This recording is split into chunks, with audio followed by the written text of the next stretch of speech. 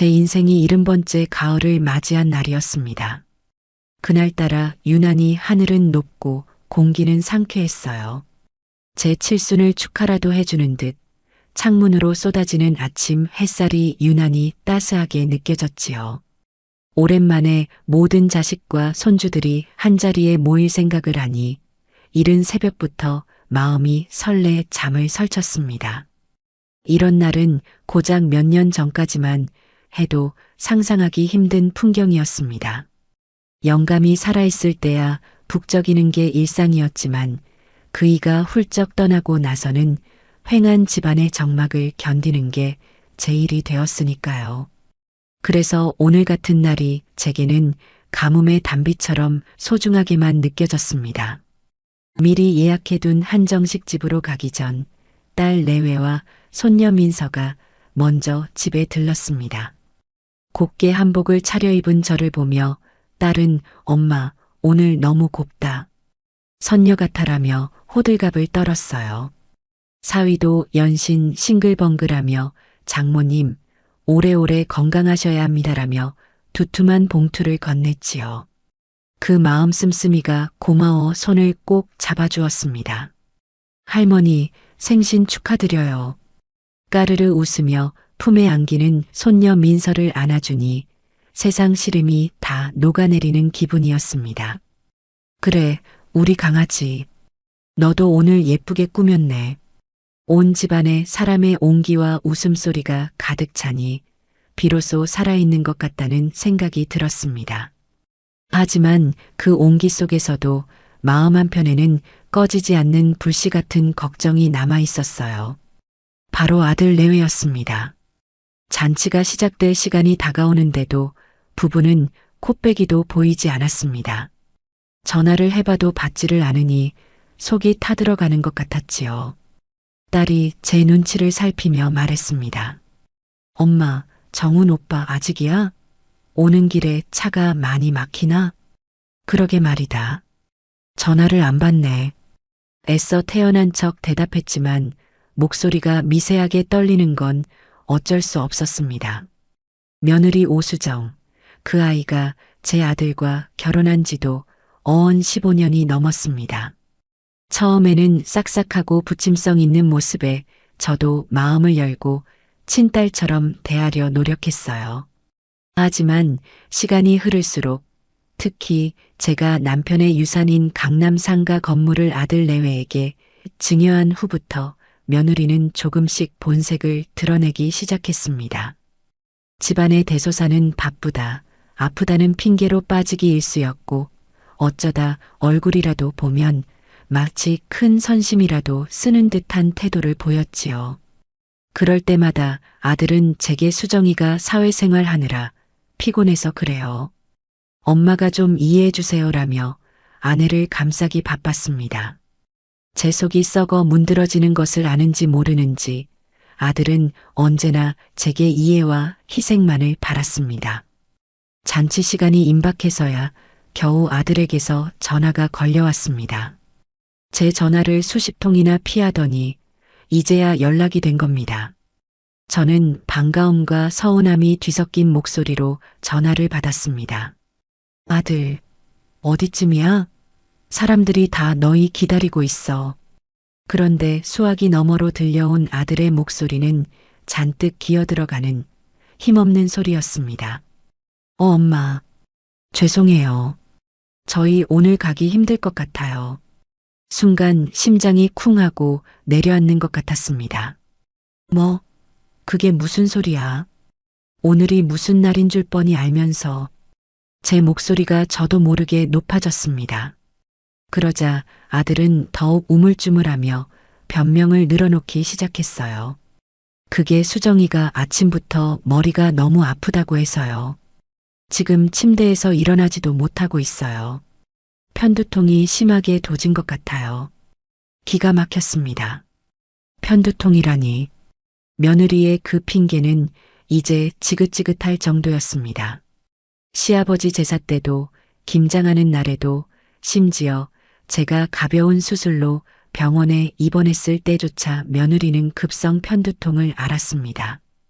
세상에 이렇게 선택적으로 찾아오는 편두통도 있나 싶어 헛웃음이 나올 지경이었지요. 제가 아무 말도 못하고 있자 아들이 다급하게 말을 이었습니다. 정말이에요, 엄마. 얼굴이 새하얗게 질려서 끙끙 앓고 있는데 저라도 혼자 가려고 했더니 옆에서 간호 좀 해달라고 해서 어쩔 수가 없었어요. 정말 죄송해요. 이따가 따로 찾아뵐게요. 그때였습니다. 수화기 너머로 아들의 목소리 뒤편에서 날카롭고 짜증 섞인 며느리의 목소리가 희미하게 들려왔습니다. 아, 진짜. 그냥 못 간다고 해. 머리 깨질 것 같으니까 말 시키지 마. 분명 며느리의 목소리였습니다. 아파서 끙끙 앓는다는 사람의 목소리라고는 믿기지 않을 만큼 기운 넘치고 신경질적인 목소리였어요. 그 순간 제 머릿속에 무언가가 뚝 하고 끊어지는 소리가 났습니다. 아, 또 시작이구나. 오늘 같은 날까지 저렇게 나를 무시하고 기만하는구나. 온몸의 피가 차갑게 식는 기분이었습니다. 하지만 저는 평생을 그렇게 살아왔듯 분노를 속으로 사기며 아무렇지 않은 척 대답해야만 했습니다. 그래, 알았다. 아픈 사람 옆에 있어줘야지 별 수 있겠니? 약 잘 챙겨 먹이고 푹 쉬라고 전해줘라. 우리는 괜찮으니 걱정 말고.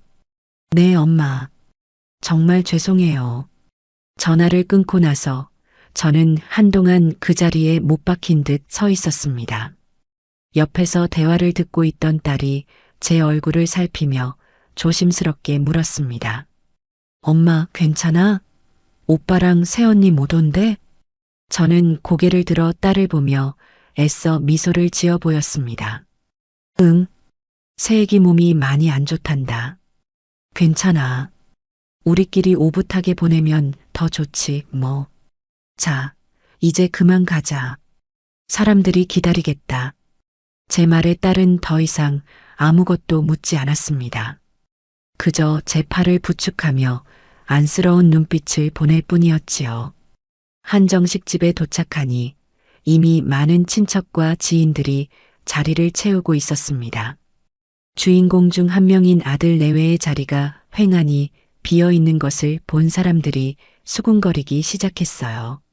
아니, 정훈이는 왜 아직 안 와? 며느님은요? 저는 사람 좋은 미소를 얼굴에 걸친 채 아들에게서 들은 변명을 그대로 반복해야만 했습니다. 오다가 며느라이가 갑자기 몸이 안 좋아져서요. 병원에 들렀다 온다고 조금 늦는답니다. 금방 올 거예요. 새빨간 거짓말이었습니다. 오지 않을 것을 알면서도 저는 제 아들과 며느리의 체면을 위해 그리고 이 잔치를 망치고 싶지 않은 제 자신을 위해 가면을 써야 했습니다. 잔치는 화기애애한 분위기 속에서 진행되었지만 제 마음은 타들어가는 숫덩이 같았어요. 음식은 무슨 맛인지도 몰랐고 사람들의 축하 인사도 귀에 제대로 들어오지 않았습니다. 그저 텅 비어 있는 두 개의 의자만이 제 눈에 아른거릴 뿐이었지요. 그렇게 허무하게 칠순 잔치는 끝이 났습니다. 며칠이 지나고 잔치의 소란스러움이 썰물처럼 빠져나간 집에는 다시 정막만이 남았습니다. 저는 소파에 멍하니 앉아 창밖만 바라보곤 했어요. 아들은 그날 저녁 며느리와 함께 과일 바구니 하나를 들고 집에 찾아왔었습니다. 며느리는 언제 아팠냐는 듯 멀쩡한 얼굴로 어머님, 그날은 정말 죄송했어요. 갑자기 머리가 너무 아파서 정신이 하나도 없었어요 라며 고개를 숙였습니다. 그 뻔뻔한 얼굴을 마주하고 있으려니 속에서 천불이 났지만 저는 또다시 괜찮다. 이제 몸은 다 나았느냐고 물어주는 자애로운 시어머니를 연기해야 했습니다.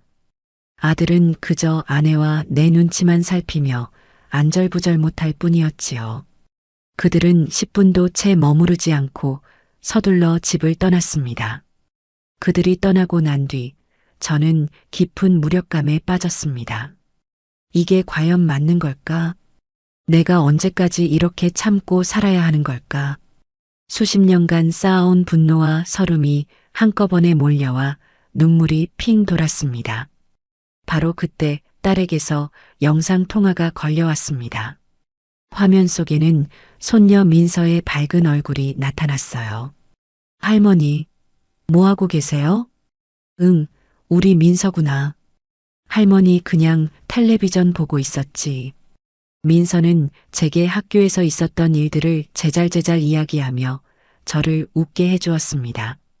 한참을 통화하던 민서가 갑자기요 하는 소리를 내더니 화면을 어딘가로 돌렸습니다. 할머니, 이거 보세요. 이거 외숙모 맞죠? 민서가 보여주는 것은 자신의 SNS 피드였습니다. 친구가 좋아요를 누른 어떤 게시물이었는데 사진 속에는 화려한 조명 아래 눈부신 드레스를 입고 샴페인 잔을 든 채 활짝 웃고 있는 제 며느리 오수정이 있었습니다. 그녀의 옆에는 텔레비전에서나 보던 유명 연예인이 함께 포즈를 취하고 있었지요. 사진 아래에는 이런 글귀가 적혀 있었습니다. 강남 VIP 나이트 파티, 셀럽과 함께 잊지 못할 밤. 그리고 그 게시물이 올라온 날짜는 바로 제 칠순 잔치가 열렸던 그날 밤이었습니다. 순간 제 머리를 무언가가 아주 세게 내리치는 듯한 충격이 왔습니다. 온몸의 감각이 마비되는 것 같았어요. 급성 편두통으로 침대에서 일어나지도 못한다던 며느리가 그 시간에 저렇게 화려한 파티에 참석해 웃고 떠들고 있었던 겁니다. 할머니, 왜 아무 말씀 안 하세요? 외숙모 맞죠? 민서의 목소리가 아득하게 들려왔습니다. 저는 간신히 정신을 차리고 떨리는 목소리로 대답했습니다. 응, 맞네. 내 외숙모. 와, 외숙모 진짜 멋있다. 연예인이랑 사진도 찍고. 근데 할머니 칠순 잔칫날 아니에요, 이거? 민서의 순진한 물음에 저는 가슴이 철렁했습니다. 아니야. 그 다음 날인가 봐. 날짜가 잘못 나왔나 보다. 저는 저도 모르게 또 거짓말을 하고 있었습니다. 어린 손녀에게까지 며느리의 추악한 민낯을 보여주고 싶지 않았기 때문일까요? 아니면 이 끔찍한 진실을 저 자신조차 아직 받아들일 준비가 되지 않았기 때문일지도 모릅니다. 민서야, 그 사진 할머니한테 보내줄 수 있겠니? 내 외숙모 아주 예쁘게 나왔네. 제 목소리는 제가 듣기에도 낯설 만큼 차갑고 단단했습니다. 민서는 아무것도 모른 채 네, 그럴게요. 라며 밝게 대답했습니다. 잠시 후 띠링하는 소리와 함께 제 휴대폰으로 사진 한 장이 전송되었습니다. 저는 한참 동안 그 사진을 뚫어져라 쳐다보았습니다. 제 칠순을 축하하러 오는 것보다 저 명품 파티에 참석하는 것이 며느리에게는 수백 배는 더 중요했던 겁니다. 저와 제 가족에 대한 최소한의 존중조차 없었던 것이지요. 그동안의 모든 서름과 배신감이 한꺼번에 폭발하며 제 안에서 무언가 단단히 결심이 서는 것을 느꼈습니다. 그래, 이제 더는 참지 않겠다. 그날 밤 저는 뜬 눈으로 밤을 새웠습니다. 며느리의 웃는 얼굴이 담긴 사진을 보고 또 보며 과거의 기억들을 하나씩 되짚어 보았어요. 그러다 문득 5년 전 그날의 기억이 떠올랐습니다. 남편의 3주기를 막 치르고 난 뒤였습니다. 아들 정훈이가 하던 사업이 어려워져 힘들어하는 모습을 보는 게 안쓰러웠어요. 며느리 역시 퇴근하고 돌아오면 돈 문제로 아들과 다투는 날이 잦았습니다. 그 모습을 지켜보던 저는 큰 결심을 했습니다. 남편이 평생 땀 흘려 일궈 제게 남겨준 유산, 강남의 3층짜리 상가 건물을 아들 내외에게 증여하기로 마음먹은 겁니다. 그 건물은 단순한 재산이 아니었습니다. 젊은 시절 시장 한 귀퉁이에서부터 시작해 억척같이 돈을 모아 마련한 우리 부부의 역사이자 자부심이었습니다. 저는 변호사 사무실에서 아들 내외를 앞에 앉히고 말했습니다. 이 건물 너희에게 주마. 이걸로 사업빚도 갚고 남는 월세 수입으로 안정적으로 살아라. 대신 조건이 있다. 너희가 내 노후를 책임져야 한다. 내가 아프거나 힘들 때 내 곁에서 힘이 되어 다오. 그거 하나만 약속해 다오. 그 말을 들은 며느리는 당장이라도 눈물을 쏟을 것처럼 감격한 얼굴로 제 손을 덥석 잡았습니다. 어머님, 세상에 저희에게 이렇게 큰 재산을 정말 감사해요. 걱정 마세요. 저희가 앞으로 어머님 평생 책임지고 모실게요. 매일매일 찾아뵙고 외롭지 않게 해드릴게요. 정말이에요, 어머님. 아들 역시 어머니 감사합니다. 이 은혜 평생 잊지 않고 효도하며 살겠습니다라며 고개를 숙였습니다. 저는 그들의 말을 특히 눈물까지 글썽이며 제 손을 잡던 며느리의 그 약속을 진심이라고 믿었습니다. 제 아들의 어깨를 짓누르던 짐을 덜어주고 제 노후까지 보장받았다는 안도감에 마음이 놓였지요. 하지만 그 약속은 증여 서류의 잉크가 마르기도 전에 거짓말이 되어버렸습니다. 처음 몇 달간은 일주일에 한두 번씩 찾아오던 그들의 발길은 반년이 지나자 한 달에 한 번으로 줄었고 1년이 지나자 명절이나 생신 같은 특별한 날에나 겨우 얼굴을 비추는 정도가 되었습니다. 그리고 이제는 제 칠순 잔치마저 거짓 편두통을 핑계로 오지 않고 명품 파티에나 가는 사이가 되어버린 겁니다. 저는 캄캄한 거실에 홀로 앉아 며느리가 보냈던 달콤한 약속과 VIP 파티에서 환하게 웃고 있는 그녀의 사진을 번갈아 떠올렸습니다. 과거에 순진했던 제 자신이 한심하게 느껴져 실소가 터져 나왔습니다. 평생을 책임지고 모시겠다던 그 목소리가 귓가에 생생하게 울리는 듯 했어요. 그래, 오수정, 너가 어떤 사람인지 이제야 제대로 알 것 같구나. 새벽의 푸르스름한 여명이 창문을 비출 무렵 저는 자리에서 일어났습니다. 더 이상 무력하게 앉아 눈물만 흘리는 박미자는 없었습니다. 제 인생과 제 것을 되찾기 위한 길고 외로운 싸움이 될지도 모릅니다. 하지만 저는 두렵지 않았어요. 70평생을 헌신과 희생으로 살아왔지만 남은 인생은 오롯이 저 자신을 위해 살아야겠다는 차갑고도 단단한 결심이 제 안에서 굳건히 자리 잡고 있었습니다. 그 시작은 바로 며느리의 거짓말을 증명하는 저 사진 한 장이 될 것이었습니다. 칠순 잔치의 소동이 있고 나서 2달쯤 지났을까 민족의 대명절이라는 추석이 다가왔습니다. 예전 같았으면 오랜만에 모든 자식을 볼 수 있다는 생각에 며칠 전부터 장을 보고 음식을 준비하며 부산을 떨었을 테지요. 하지만 올해는 아무런 의욕도 생기지 않았습니다.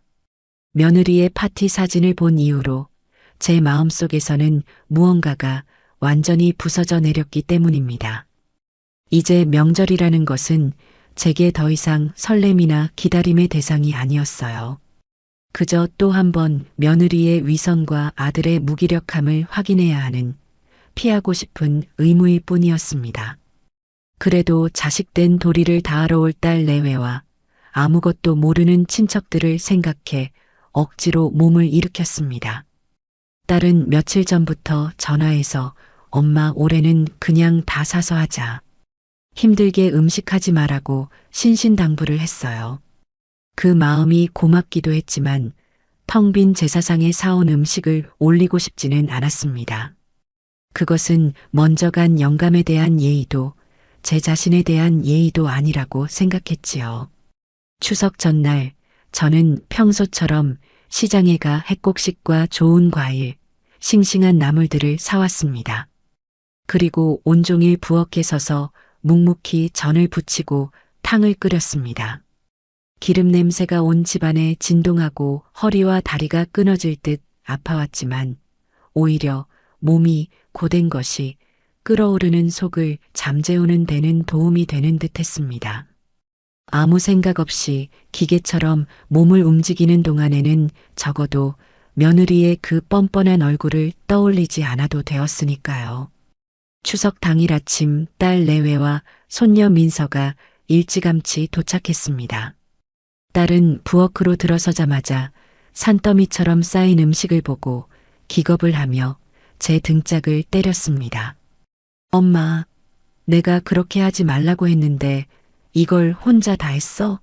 아이고, 우리 엄마 어떡해. 괜찮다. 매년 하던 건데 뭘. 너희들 먹일 생각하면서 하니까 하나도 안 힘들어. 제 거짓말에 딸은 속상한 표정을 지으면서도 이내 팔을 셔츠를 걷어붙이고 저를 돕기 시작했습니다. 사위는 거실에서 제사상 차리는 것을 거들었고 민서는 송편에 꿀을 바르며 조잘조잘 떠들어댔지요. 북적이는 집안의 풍경은 잠시나마 제 마음의 응어리를 잊게 해주었습니다. 차례를 지내고 음복을 할 시간이 되어서야 아들 내외가 모습을 드러냈습니다. 약속이라도 한 듯 항상 모든 것이 끝나고 상을 물릴 때쯤에야 나타나는 것이 그들의 방식이었습니다. 현관문이 열리고 들어서는 며느리의 모습을 본 순간 저는 저도 모르게 혀를 차고 말았습니다. 집에서 편하게 입는 옷도 아니고 그렇다고 명절 분위기에 맞는 단정한 옷도 아니었어요. 몸에 딱 달라붙는 화려한 원피스에 핸드백을 든 모습이 마치 어디 가는 길에 잠깐 들른 손님 같았습니다. 어머님, 저희 왔어요. 차가 너무 막혀서요. 며느리는 입에 발린 변명을 늘어놓으며 거실로 들어섰습니다. 제사상에는 눈길 한 번 주지 않고 소파에 털썩 주저앉아 핸드백에서 휴대폰을 꺼내 들더군요. 그 모습에 딸이 보다 못해 한마디 했습니다. 새언니, 그래도 어른들 계신데 오자마자 휴대폰 보는 건 좀 그렇지 않아요? 딸의 지적에 며느리는 고개도 들지 않은 채 대꾸했습니다. 아, 아가씨. 급하게 확인할 업무 연락이 있어서 그래요. 미안. 그 건성인 사과에 딸의 얼굴이 불그락푸르락했지만 명절날 싸움을 만들고 싶지 않았는지 입술만 깨물 뿐이었습니다. 아들은 어색하게 웃으며 제 옆으로 와 앉았습니다. 엄마, 많이 힘드셨죠? 아이고, 음식을 이렇게 많이 하셨어요. 됐다. 앉아서 밥이나 먹어라. 저는 퉁명스럽게 대꾸하고는 시선을 돌려버렸습니다.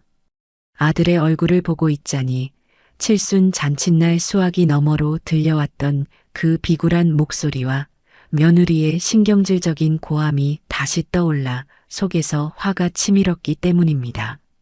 모두가 둘러앉아 식사를 시작했습니다. 저는 일부러 며느리 앞에 정성껏 부친 삼색전과 힘들여 무친 고사리나물을 놓아주었습니다. 제 딴에는 마지막으로 건네는 성의이자 시험이었습니다. 과연 이 음식을 어떻게 대할까? 며느리는 제 의도를 알기라도 한 듯 젓가락으로 나물 끝을 깨작 건드려 보고는 인상을 팍 썼습니다. 어머님, 죄송한데 이 나물 어디서 사오셨어요? 시장에서 사온 건 좀 찝찝해서요. 그 한마디에 식탁의 모든 소음이 뚝 그쳤습니다. 모두의 시선이 며느리에게로 향했어요. 제가 직접 새벽 시장에 가서 가장 좋은 것으로 골라 수십 번을 씻고 데쳐 정성껏 무친 음식이었습니다. 그런 내 정성을 찝찝하다는 한마디로 짓밟아 버린 겁니다. 저는 애써 분노를 누르며 말했습니다. 내가 시장에서 사다가 직접 다듬고 무친 거다. 약도 안 친 유기농이라고 해서 비싸게 주고 산 거야. 아, 그러세요? 그래도 요즘은 워낙 위생 문제가 많아서요. 백화점 식품관 가면 다 손질해서 파는 것도 많은데 굳이 이렇게 힘들게 하실 필요가 있나 싶어서요. 그 말은 더 이상 제 건강이나 수고를 걱정하는 말이 아니었습니다. 제가 한 음식의 근본 자체를 폄하하고 무시하는 아주 교묘하고 악의적인 말이었습니다. 그리고 어머님, 솔직히 요즘 세상에 누가 이렇게 기름진 음식을 명절이라고 다 챙겨 먹어요? 이런 거 만들 시간에 그냥 가족들끼리 외식하는 게 훨씬 세련되고 편하지 않아요? 온 집안에 기름 냄새 배고 설거지거리는 산더미처럼 쌓이고 너무 비효율적인 것 같아요. 이제는 아예 대놓고 제 가치관과 삶의 방식을 공격하기 시작했습니다. 세련, 효율 같은 단어들로 포장했지만 그 속내는 당신이 하는 모든 것은 촌스럽고 시대에 뒤떨어졌다는 비난이나 다름없었어요. 아들이 보다 못해 창백한 얼굴로 며느리의 팔을 툭 쳤습니다. 여보, 그만해. 어머니가 우리 먹으려고 얼마나 고생하셨는데. 그 순간 며느리는 뱀처럼 차가운 눈으로 아들을 획 쏘아보았습니다. 당신은 가만히 좀 있어. 내가 틀린 말했어? 시대가 변했으면 좀 변한 대로 살아야지. 언제까지 이렇게 옛날 방식만 고집하실 거냐고. 이건 어머님을 위해서 드리는 말씀이기도 해. 어머님을 위해서라는 말이 제 귀에는 세상에서 가장 가증스러운 위선으로 들렸습니다. 아들은 며느리의 그 서슬 퍼런 기세에 눌려 그대로 입을 꾹 다물어 버렸습니다. 제 아들이지만 정말 한심하고 비참하게 느껴지는 순간이었어요. 제 앞에서는 큰 소리 한 번 못 내는 아들이 아내의 저런 모욕적인 언사 앞에서는 꿀먹은 벙어리가 되어버리는 현실을 제 눈으로 똑똑히 확인하고 있었습니다. 더 이상 밥이 넘어가지 않았습니다. 저는 조용히 숟가락을 내려놓았습니다. 그 모습을 본 며느리는 마치 승리자처럼 입꼬리를 살짝 올리며 휴대폰으로 다시 시선을 돌렸습니다. 그 순간 저는 결심했습니다. 그래, 오수정. 너가 얼마나 잘났고 똑똑한지 내가 똑똑히 지켜봐 주겠다. 그리고 너가 그토록 무시하는 이 늙고 촌스러운 시어머니가 내 인생을 어떻게 바꿔놓을 수 있는지도 한번 보여주마. 잠시 후 며느리는 전화를 받는 척하며 자리에서 일어나 베란다로 나갔습니다. 저는 설거지를 핑계로 부엌으로 향하다가 유리창 너머로 들려오는 며느리의 통화 소리를 듣게 되었습니다. 친구와 통화하는 듯 아까와는 완전히 다른 교태 섞인 목소리였습니다. 나 시댁. 아, 진짜 지겨워 죽겠다. 명절마다 이게 무슨 고역인지 몰라. 1년에 2번 치르는 의무방어전이랄까? 완전 시간 낭비, 감정 낭비야. 제 심장이 다시 한번 바닥으로 곤두박질 쳤습니다. 음식? 말도 마. 무슨 60년대도 아니고 온갖 기름진 전이랑 나물을 산더미처럼 해놨어. 냄새만 맡아도 속이 느글거려. 남편 체면 때문에 잠깐 얼굴만 비추고 바로 뜨려고. 저 영감탱이 잔소리 1시간 듣는 것보다 백화점 가서 쇼핑하는 게 100배는 이득이지. 영감탱이. 그 말이 비수처럼 날아와 제 가슴에 박혔습니다. 피가 거꾸로 솟는 기분이었습니다. 그동안 저를 향해 어머님 하던 그 입으로 뒤에서는 저를 영감탱이라고 부르고 있었던 겁니다. 저는 조용히 뒷걸음질 쳐 부엌으로 들어왔습니다. 손이 부들부들 떨려 접시를 놓칠 뻔했어요. 그날 저는 며느리가 돌아갈 때까지 단 한마디도 하지 않았습니다. 그저 텅 빈 눈으로 허공을 바라볼 뿐이었지요. 며느리는 그런 제 상태를 눈치챘는지 아니면 아예 관심조차 없었는지 돌아갈 때도 어머님, 저흰 이만 가볼게요. 푹 쉬세요라는 영혼 없는 인사를 남기고 총총히 사라졌습니다. 그들이 떠난 현관문이 닫히는 순간 저는 비로소 길고 긴 숨을 내쉴 수 있었습니다. 가면 속의 민낯을 확인한 대가는 너무나도 혹독했습니다. 하지만 동시에 제 마음속의 마지막 남은 미련과 동정심마저 완전히 사라지게 만든 중요한 계기가 되었습니다. 이제 더 이상 물러설 곳도 돌아갈 곳도 없었습니다. 추석에 소란이 지나가고 다시 일상으로 돌아온 지 한 달쯤 되었을 때였습니다. 가을비가 추적추적 내리던 어느 날 오후 청천벽력 같은 소식이 들려왔어요. 저와 젊은 시절부터 고향에서 함께 자라 타지인 이곳에 와서도 친자매처럼 의지하며 지내던 친구 경자에게서였습니다. 경자의 딸에게서 울먹이는 목소리로 전화가 걸려온 겁니다. 이모, 저희 엄마가요, 갑자기 쓰러지셨어요. 저는 심장이 덜컥 내려앉아 자초지종을 물었습니다. 아침에 함께 밥을 먹고 시장에 다녀왔는데 집에 돌아와 갑자기 가슴을 부여잡고 쓰러졌다는 것이었습니다. 급히 119를 불러 대학병원 응급실로 갔더니 급성 심근경색이라고 당장 수술하지 않으면 위험하다는 진단을 받았다고 합니다.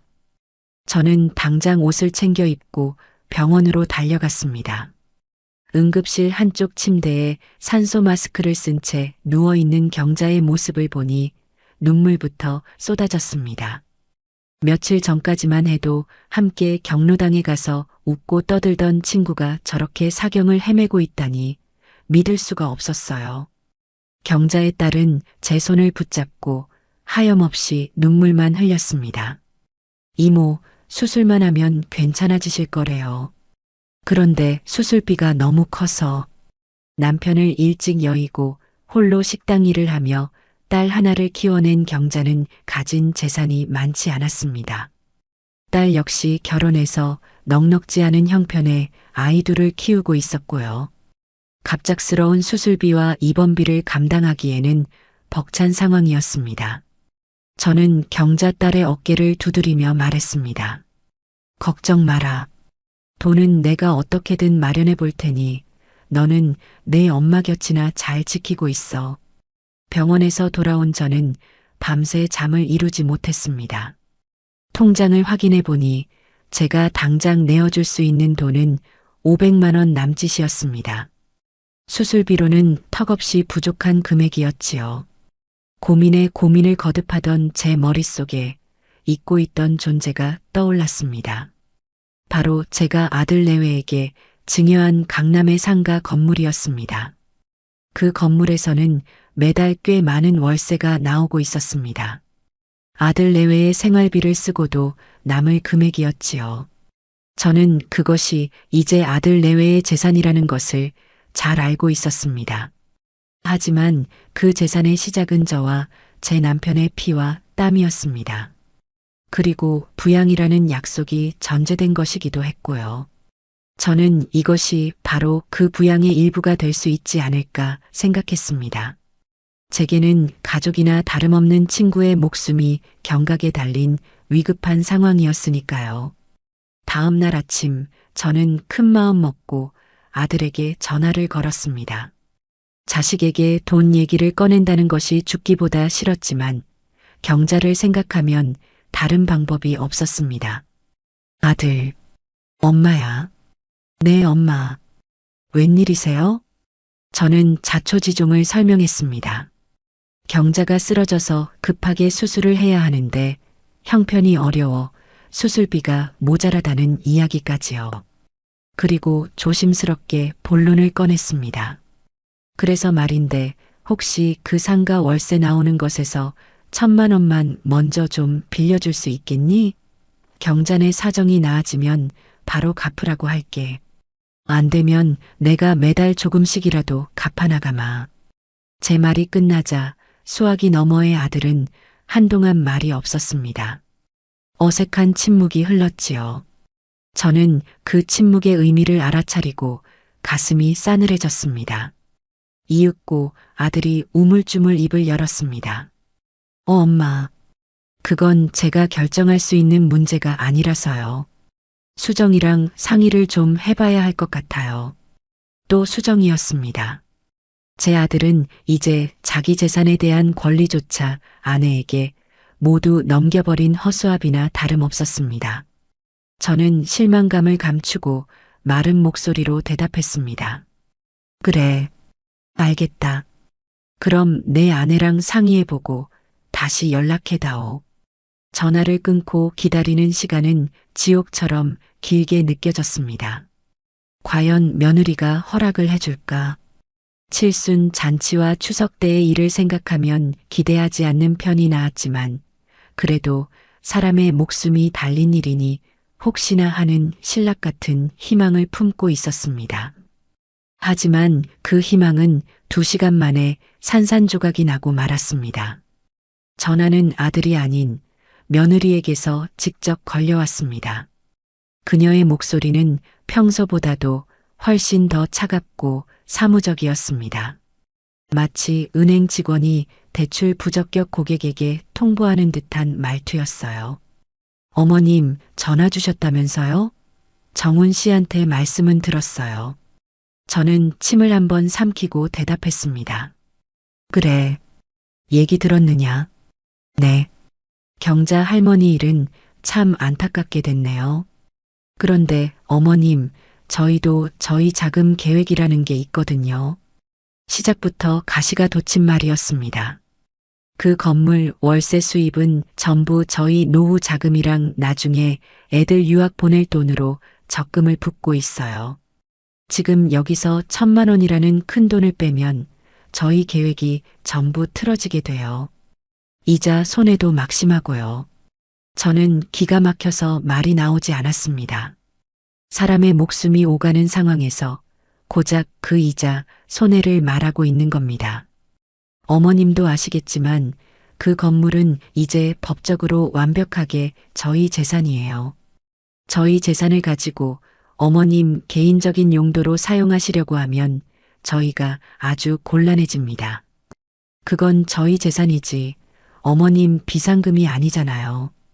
개인적인 용도, 비상금이라는 단어가 제 심장을 후벼 팠습니다. 며느리에게 제 친구의 목숨값은 그저 제 개인적인 용돈쯤으로 취급되고 있었던 겁니다. 그리고 아버님 돌아가셨을 때 받으신 보험금도 있으시잖아요. 왜 그런 돈은 생각 안 하시고 저희한테만 손을 벌리세요? 저희도 힘들어요, 어머님. 이제는 돌아가신 영감의 보험금까지 들먹였습니다. 그 돈은 제가 평생을 의지해야 할 마지막 보루였습니다. 그걸 알면서도 저런 잔인한 말을 내뱉는 며느리의 모습에 온몸이 떨려왔습니다. 세아가 그래도 사람 목숨이 달린 일이다. 내가 꼭 갚으마. 제발. 제 애원의 며느리는 차갑게 말을 잘랐습니다. 어머님, 자꾸 그렇게 감정적으로 말씀하시면 대화가 안 돼요. 저희는 못 도와드려요. 이게 저희 부부의 공식적인 결정입니다. 경자 할머니 따님한테 알아보라고 하세요. 그럼 이만 끊겠습니다. 뚜뚜하는 신호음만이 제 귓가를 때렸습니다. 저는 한동안 휴대폰을 든 채 망연자실하게 서 있었습니다. 제 평생의 헌신과 호의가 결국 이런 차가운 계산서로 돌아온 겁니다. 그들에게 저는 더 이상 어머니가 아니었습니다. 그저 자신들의 재산에 손을 벌리려는 귀찮고 거추장스러운 짐일 뿐이었어요. 눈물이 쏟아졌지만 우는 것조차 사치처럼 느껴졌습니다. 당장 경자의 수술비를 구해야 했으니까요. 저는 결국 제 노후를 위해 남겨두었던 남편의 보험금을 깨기로 결심했습니다. 통장에서 돈을 인출하며 저는 며느리의 그 얼음장 같은 목소리를 결코 잊지 않겠다고, 이 빚은 반드시 다른 방식으로 되돌려주겠다고 다짐하고 또 다짐했습니다. 며칠 뒤 경자는 무사히 수술을 마쳤습니다. 중환자실에 누워있는 친구의 손을 잡으며 저는 안도감과 함께 깊은 자괴감에 시달려야 했습니다. 그런데 바로 그 주말 제 딸에게서 전화가 걸려왔습니다. 딸의 목소리는 어딘가 잔뜩 화가 나 있었습니다. 엄마, 혹시 오빠네 차 새로 뽑은 거 알아? 차? 무슨 차 말이냐? 오늘 백화점 갔다가 우연히 봤어. 정훈 오빠랑 새언니가 번쩍번쩍하는 하얀색 외제차에서 내리더라고. 차에 대해서 잘은 모르지만 딱 봐도 엄청 비싸 보이는 차였어. 그래서 내가 다가가서 아는 척했지. 오빠, 차 새로 뽑았나 봐? 멋지다 했더니 새언니가 뭐라고 했는지 알아? 딸은 분을 사귀지 못하는 목소리로 말을 이었습니다. 새언니가 정색을 하면서 어머 아가씨, 이거 이번에 새로 나온 오사 신형인데 프로모션이 좋아서 그냥 하나 계약했어요. 정훈 씨는 아직 운전이 서툴러서 긁을까봐 내가 몰고 다니려고. 호호 이러는 거야. 엄마 친구분 수술비 없다고 할 땐 언제고 그 돈으로 저런 비싼 차를 산 거 아니야. 내가 너무 화가 나서 한마디 하려다가 오빠 얼굴 봐서 겨우 참았어. 딸의 말을 듣는 순간 제 머릿속에 마지막 이성의 끈이 완전히 끊어지고 말았습니다. 제 친구가 병상에서 죽어갈 때 자금 계획과 이자 손해를 운운하며 돈 1,000만 원을 거절했던 며느리가 그 돈의 몇 배는 좋게 될 최고급 외제차를 프로모션이 좋아서 샀다는 겁니다. 그 차는 분명 제 남편의 피와 땀이 서린 건물에서 나오는 월세로 산 것이겠지요. 자신들의 사치와 허영을 위해서는 아낌없이 쓰면서 시어머니의 간절한 부탁은 매몰차게 내친 그들의 이중성에 치가 떨렸습니다. 그들이 산 것은 단순한 차가 아니었습니다. 그것은 제 인내와 호의를 깔아뭉개고 달리는 탐욕의 마차였습니다. 며느리가 새로 뽑은 외제차 소식을 듣고 난 뒤 며칠을 뜬 눈으로 밤을 새웠습니다. 배신감과 분노로 심장이 새까맣게 타들어가는 것 같았어요. 이대로는 안 되겠다. 더 이상 당하고만 있을 수는 없다. 무엇이라도 해야 했습니다. 하지만 무엇을 어떻게 시작해야 할지 막막하기만 했습니다. 그렇게 답답한 마음을 안고 며칠을 보내던 어느 날 저는 저도 모르게 버스를 타고 강남으로 향하고 있었습니다. 제 발길이 향한 곳은 바로 이제는 더 이상 내 것이 아닌 아들 내외에게 물려준 그 상가 건물이었습니다. 그곳에 가면 무언가 실마리를 찾을 수 있을 것만 같았기 때문입니다. 오랜만에 찾은 거리는 많이 변해 있었지만 골목 어귀에 들어서자 익숙한 3층짜리 건물이 눈에 들어왔습니다. 남편과 함께 저 건물을 계약하고 얼마나 기뻐했었는지, 낡은 건물을 수리하고 새 단장하며 얼마나 애정을 쏟았는지 모든 기억이 파노라마처럼 스쳐 지나갔습니다. 한때는 내 인생의 자부심이었던 저 건물이 이제는 내 가슴에 박힌 가장 큰 가시가 되어버렸다는 사실에 만감이 교차했습니다. 저는 건물 1층에 있는 카페로 들어섰습니다. 제가 건물을 소유하고 있을 때부터 장사를 시작한 젊은 박 사장이 운영하는 곳이었지요. 박 사장은 저를 보더니 깜짝 놀라며 달려 나왔습니다. 아니, 사장님, 이게 얼마만입니까? 어쩐 일로 여기까지 오셨어요? 박 사장은 저를 어머님이나 할머니가 아닌 예전처럼 사장님이라고 불러주었습니다. 그 호칭 하나에 울컥하며 눈시울이 뜨거워졌어요. 박 사장, 잘 지냈는가? 그냥 근처에 볼 일이 있어서 왔다가 커피나 한잔할까 하고 들렀네. 잘 오셨습니다. 아이고, 이렇게 다시 뵈니 너무 좋네요. 어서 안으로 드세요. 박 사장은 저를 가장 아늑한 자리에 안내하고는 따뜻한 커피와 케이크를 내왔습니다. 돈을 내려고 하자, 에이 사장님, 제가 예전에 사장님께 받은 은혜가 얼만데요? 그냥 편히 드세요라며 손사래를 쳤습니다. 그의 따뜻한 마음에 얼어붙었던 제 마음이 조금은 녹는 듯 했습니다. 저는 커피를 마시며 조심스럽게 물었습니다. 요즘 장사는 좀 어떤가? 새 건물주는 잘해주고? 제 질문에 박 사장은 기다렸다는 듯 깊은 한숨을 내쉬었습니다. 사장님 하소연 좀 해도 될까요? 정말 죽을 맛입니다. 그의 얼굴에 그늘이 가득했습니다. 그는 주변을 한번 살피더니 목소리를 낮춰 불만을 털어놓기 시작했습니다. 새 사장님, 그러니까 사모님 정말 보통 분이 아니세요. 오시자마자 다짜고짜 월세를 지금의 2배로 올려달라고 통보를 하시는 겁니다. 요즘 경기도 안 좋고 장사도 예전 같지 않은데 월세를 2배나 올리면 저는 여기서 장사하지 말라는 소리나 마찬가지거든요. 2배? 저는 제 귀를 의심했습니다. 그 주변 시세가 아무리 올랐다 한들 기존 세입자에게 한꺼번에 월세를 2배나 올리는 것은 상도에 어긋나는 일이었습니다. 그래서 내가 사정을 좀 봐달라고 조금만이라도 조정해달라고 몇 번을 부탁드렸는지 모릅니다. 그런데 눈 하나 깜짝 안 하더라고요. 계약서대로 하는 건데 무슨 문제냐는 식이었어요. 정으로 장사하던 사장님이 계실 때가 얼마나 좋았는지 매일같이 후회합니다. 이야기는 거기서 그치지 않았습니다. 그뿐만이 아닙니다.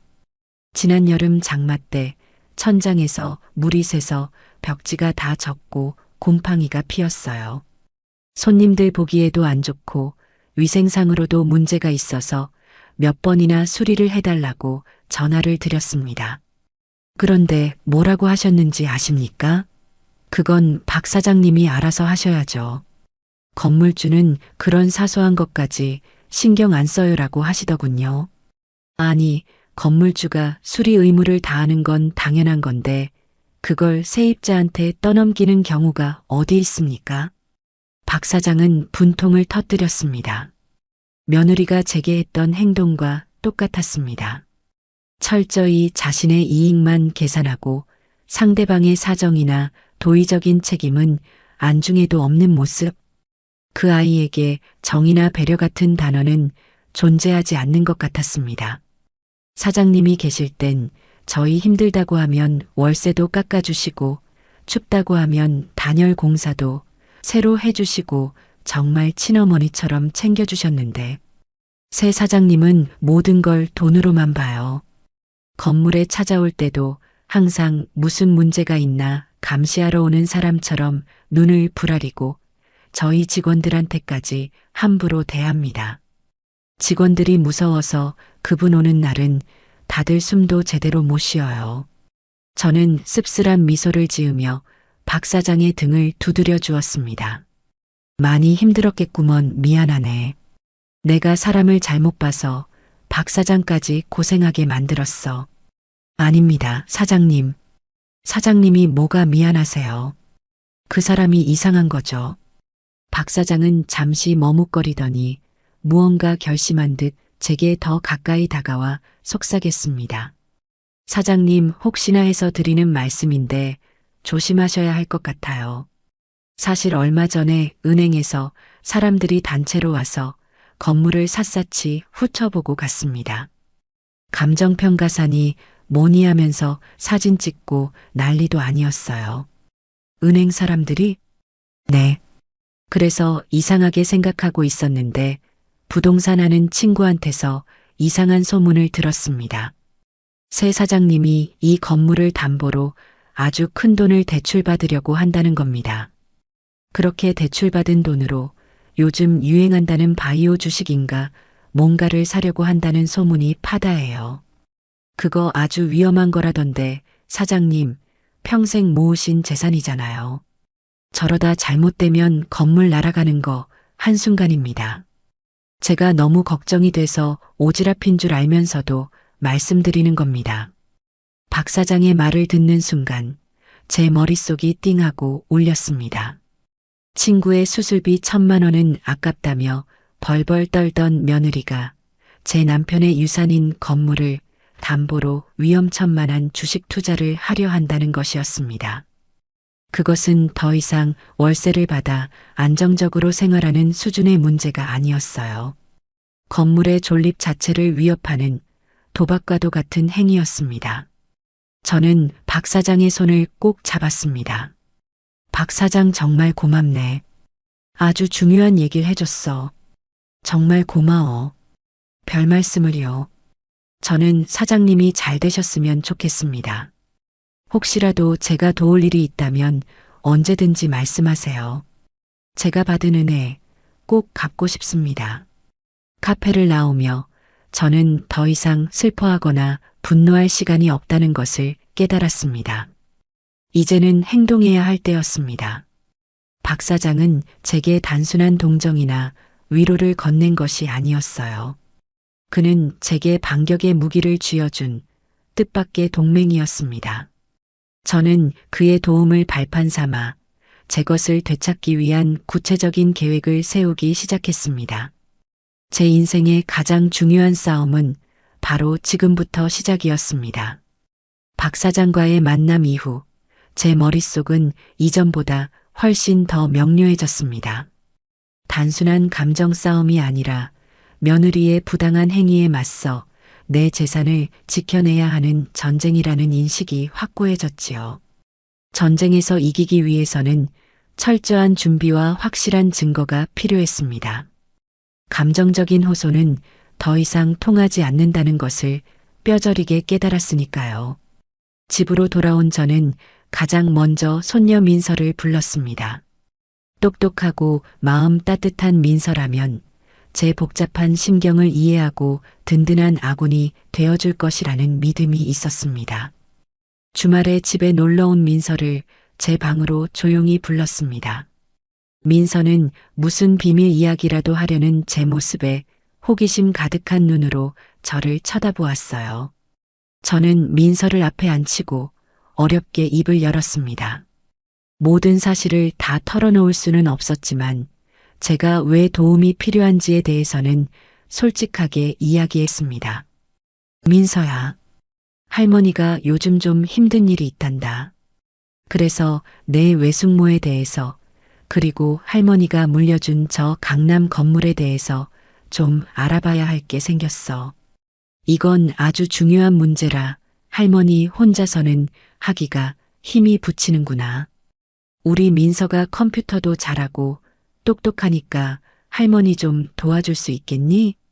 저는 며느리가 저를 속였다거나 돈을 주지 않았다는 식의 직접적인 비난은 피했습니다. 대신 재산을 안전하게 지키기 위해 조사가 필요하다는 식으로 이야기했지요. 민서는 제 심각한 표정을 보더니 고개를 끄덕이며 야무지게 대답했습니다. 할머니, 무슨 말씀이신지 알겠어요. 걱정 마세요. 제가 할머니의 비밀 탐정이 되어 드릴게요. 뭘 하면 돼요? 어린 손녀의 그 한마디에 코끝이 찡해졌습니다. 저는 민서에게 그동안 제가 겪었던 일들을 바탕으로 수집해야 할 정보들을 차근차근 설명해 주었습니다. 가장 먼저 필요했던 것은 며느리의 이중 생활을 증명할 객관적인 증거들이었습니다. 민서야, 내 외숙모 SNS에 들어가서 할머니 칠순 잔칫날 올렸던 그 파티 사진 말고도 혹시 다른 이상한 점은 없었는지 한번 찾아봐 줄래? 예를 들면 할아버지 제삿날이라거나 다른 가족 행사가 있었던 날에 외숙모가 어디서 뭘 했는지 알 수 있는 사진 같은 것들 말이다. 제 말을 들은 민서는 곧장 자신의 노트북을 켜고 전문가처럼 손을 움직이기 시작했습니다. 인스타그램, 페이스북, 카카오 스토리까지 며느리가 대외적으로 자신을 과시하기 위해 사용하던 모든 SNS 계정을 샅샅이 뒤지기 시작했어요. 그리고 그 결과는 제 상상을 훨씬 뛰어넘는 것이었습니다. 증거는 그야말로 차고 넘쳤습니다. 민서의 손가락이 멈춘 한 게시물에는 올해 첫 스키, 힐링 그 자체라는 글과 함께 하얀 설원을 배경으로 활짝 웃고 있는 며느리의 사진이 있었습니다. 날짜는 작년 겨울, 시아버지의 기일이었습니다. 그날 며느리는 지독한 몸살 감기에 걸려 도저히 제사에 참석할 수 없다고 했었지요. 또 다른 게시물은 발리의 한 고급 리조트 수영장에서 찍은 사진이었습니다. 일 걱정은 잠시 잊고 완벽한 휴가 중이라는 글과 함께였죠. 날짜는 저희 집안의 큰 어른이셨던 할아버님의 기일이었습니다. 그때는 중요한 해외 출장이 잡혀 어쩔 수 없다고 했었습니다. 그뿐만이 아니었습니다. 제가 가벼운 수술로 며칠 입원했을 때 회사에 중요한 프로젝트가 있어 간병은커녕 문병도 가기 힘들다고 했던 바로 그 주말, 그녀는 친구들과 골프를 치고 있었습니다.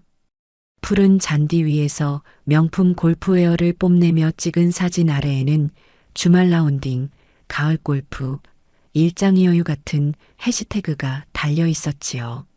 저는 민서가 찾아내는 증거들을 화면으로 볼 때마다 피가 거꾸로 솟는 분노와 함께 한편으로는 차가운 희열마저 느꼈습니다. 그래, 오수정.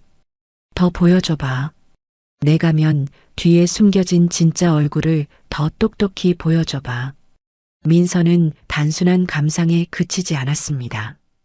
그녀는 각 게시물의 날짜와 시간, 장소, 함께 있는 사람들까지 꼼꼼하게 기록하고 화면을 캡처해서 날짜별로 폴더를 만들어 정리하기 시작했습니다.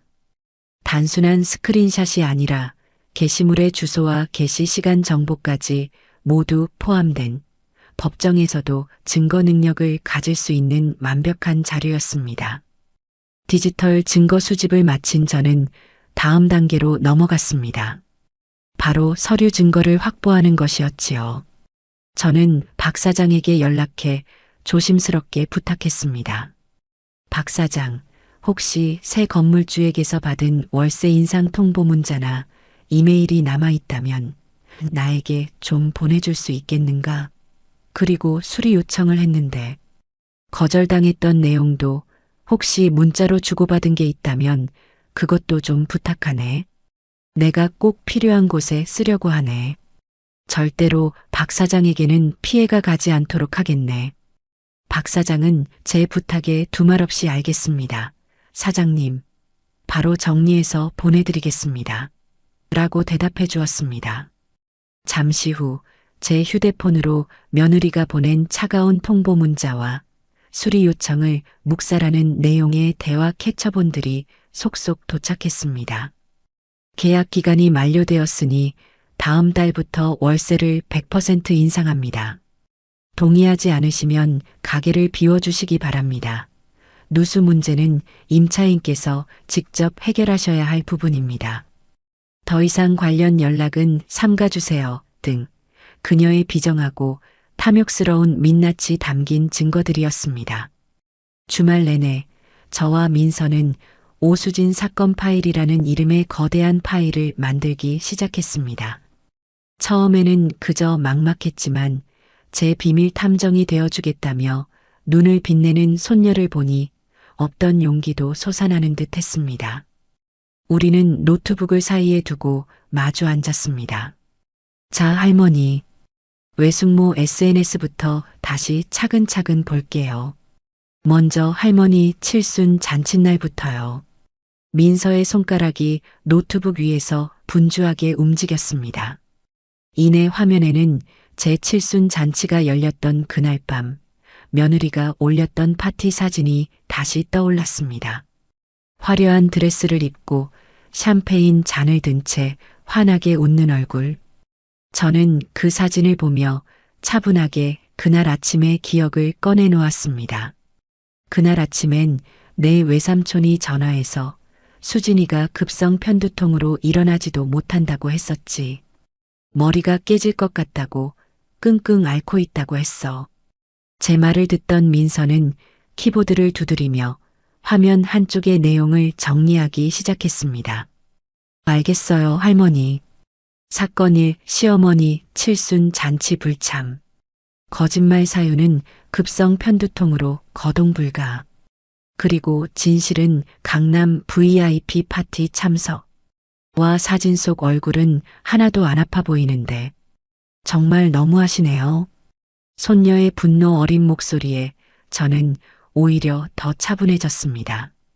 우리는 시간 순서를 거슬러 올라갔습니다. 민서가 스크롤을 내리다 말고 외쳤습니다. 할머니, 작년 겨울 할아버지 제삿날이에요. 화면에는 하얀 설원을 배경으로 최신 유행하는 스키복을 입고 만세를 부르는 며느리의 사진이 있었습니다. 해맑게 웃는 그 얼굴 어디에도 아픔이나 슬픔의 기색은 찾아볼 수 없었지요. 저는 그 사진을 보며 씁쓸하게 입을 열었습니다. 그날은 지독한 몸살 감기에 걸렸다고 오한이 들어서 꼼짝도 못하겠다고 문자를 보냈었다. 걱정 말라는 말과 함께 민서는 기가 막힌다는 듯 헛웃음을 쳤습니다. 몸살 감기 걸린 사람이 스키를 타러 가요? 말도 안 돼. 사건 2 시아버지 기일 불참. 거짓말 사유는 심한 몸살 감기. 진실은 스키장 당일치기 여행. 이것도 완벽한 증거예요, 할머니. 민서가 정리하는 글자들이 화면에 하나씩 박힐 때마다 제 마음속 응어리도 단단한 증거의 형태로 바뀌어가는 기분이었습니다. 마지막으로 저는 박 사장에게서 받은 문자 메시지 캡처본을 꺼내 들었습니다. 건물 천장에서 물이 샌다며 수리를 요청하는 박 사장의 간곡한 문자와 그에 대한 며느리의 차가운 답변이었습니다. 제가 그 내용을 읽어주었습니다. 그런 사소한 것까지 건물주가 신경 쓰지 않아요. 이렇게 답장이 왔었단다. 그 문자를 본 민서는 이번엔 다른 창을 열어 무언가를 검색하기 시작했습니다. 할머니, 잠깐만요. 제가 찾아보니까 법에는 임대인은 임차인이 목적물을 사용하는데 필요한 상태를 유지하게 할 수선 의무를 진다고 명확하게 나와 있어요. 이건 그냥 무시한 게 아니라 아예 법을 어긴 거예요. 민서의 눈이 더욱 빛났습니다. 사건 3. 건물 수리 의무 거부. 거짓 주장은 임차인 책임. 진실은 임대인의 수선 의무 불이행. 명백한 민법 위반. 이건 법정에서도 아주 중요하게 쓰일 거예요. 우리는 그렇게 밤이 깊어가는 줄도 모르고 며느리의 거짓말과 위선의 조각들을 하나씩 맞추어 나갔습니다. 바인더가 한 장 한 장 채워질수록 그것은 더 이상 단순한 종이 뭉치가 아니었습니다. 제 억울함의 무게이자 빼앗긴 권리를 되찾을 칼이었고 제 남은 인생을 지켜줄 방패였습니다. 모든 정리를 마쳤을 때 두툼해진 파일을 어루만지는 제 손끝에는 차갑고도 단단한 결의가 서려 있었습니다. 두툼한 증거 파일을 품에 안고 집을 나서는 제 발걸음은 70평생 처음 느껴보는 비장함으로 가득 차 있었습니다. 더 이상 피해자의 눈물을 흘리는 늙은 어미가 아니었습니다. 제 인생과 권리를 되찾기 위해 전장으로 나아가는 전사의 심정이었지요. 제가 향한 곳은 딸이 밤새 인터넷을 뒤져 찾아낸 법률사무소였습니다. 효도 사기, 부담부 증여 해제와 같은 분야에서 승소 경험이 많다는 젊은 변호사가 있는 곳이었어요. 사무실은 강남의 거대한 빌딩 숲에 있는 화려한 곳이 아니었습니다. 오히려 서초동의 오래된 법조타운 한편에 자리한 작지만 단단해 보이는 곳이었어요. 문을 열고 들어서자 젊은 여직원이 상냥하게 저를 맞았고 잠시 후 상담실에서 이준영 변호사라는 명패가 놓인 책상 앞에 앉게 되었습니다. 생각보다도 훨씬 젊은 변호사의 모습에 솔직히 처음에는 조금 불안한 마음이 들기도 했습니다. 저렇게 젊은 사람이 내 이 복잡하고 기구한 사연을 제대로 이해나 할 수 있을까 하는 의구심이었지요. 어머님 오시느라 고생 많으셨습니다. 박민정님께 대략적인 이야기는 전해 들었습니다. 편하게 말씀해 주십시오. 이준영 변호사는 부드러운 미소와 함께 차를 건넸습니다. 저는 말없이 품에 안고 있던 커다란 바인더를 꺼내 그의 앞에 놓았습니다. 묵직한 바인더가 테이블 위에 놓이자 쿵 하는 소리와 함께 변호사의 눈이 동그래졌습니다. 이것은 무엇입니까, 어머님? 내 아들과 며느리에 대한 기록일세. 변호사님이 한번 직접 봐주셨으면 하네. 이 변호사는 잠시 제 얼굴을 쳐다보더니 말없이 바인더를 열어 첫 페이지를 넘겼습니다. 그의 표정은 처음에 부드러운 미소에서 점차 진지하고 날카로운 전문가의 얼굴로 변해갔습니다. 그는 제가 민서와 함께 밤새 정리한 페이지들을 한 장, 한 장 아주 꼼꼼하게 넘겨보았습니다. 칠순 잔칫날의 거짓말과 파티 사진, 시아버지 제삿날의 스키장 사진, 몸살이라던 날의 골프 라운딩 사진, 그리고 월세 인상과 수리 거부에 대한 문자 내역까지. 그의 눈빛은 점점 더 강렬하게 빛나기 시작했습니다. 한참 동안 바인더를 다 읽고 난 이 변호사는 깊은 숨을 내쉬며 안경을 고쳐 썼습니다. 어머님 정말 대단하십니다. 보통 이렇게까지 체계적으로 증거를 준비해서 오시는 분은 정말 드뭅니다. 이건 단순한 하소연이 아니라 완벽한 소송 자료입니다. 그의 칭찬에 그동안의 서름과 노력이 인정받는 기분이 들어 울컥 눈물이 쏟아질 뻔했습니다.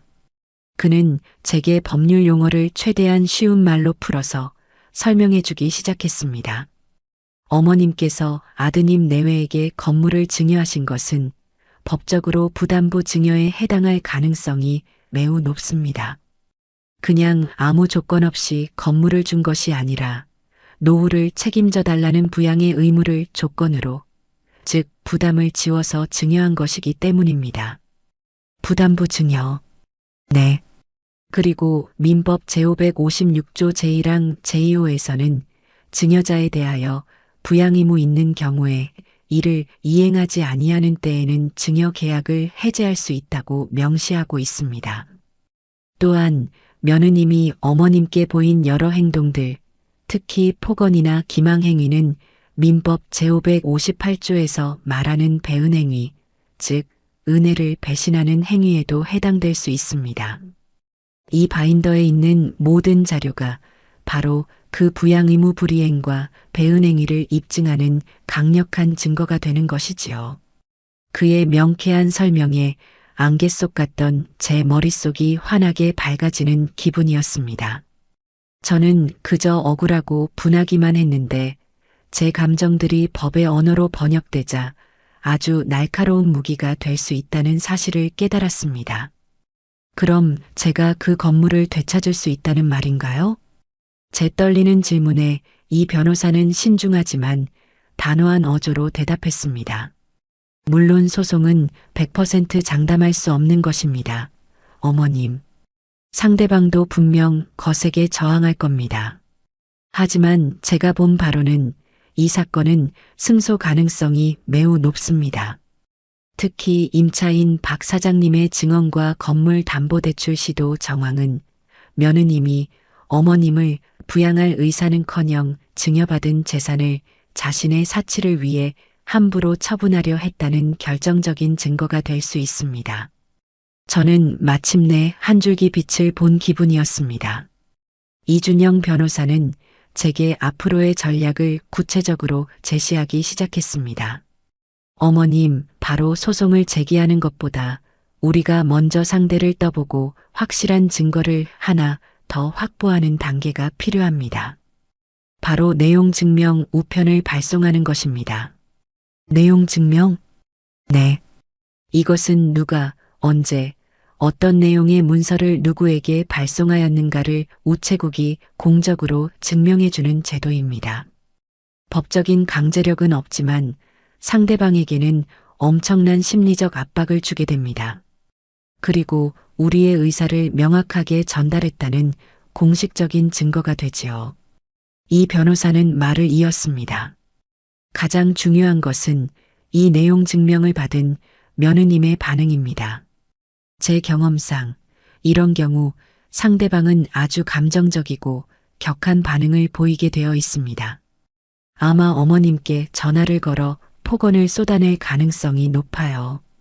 그리고 그 반응이 바로 우리가 법정에서 사용할 가장 강력하고 새로운 증거가 될 겁니다.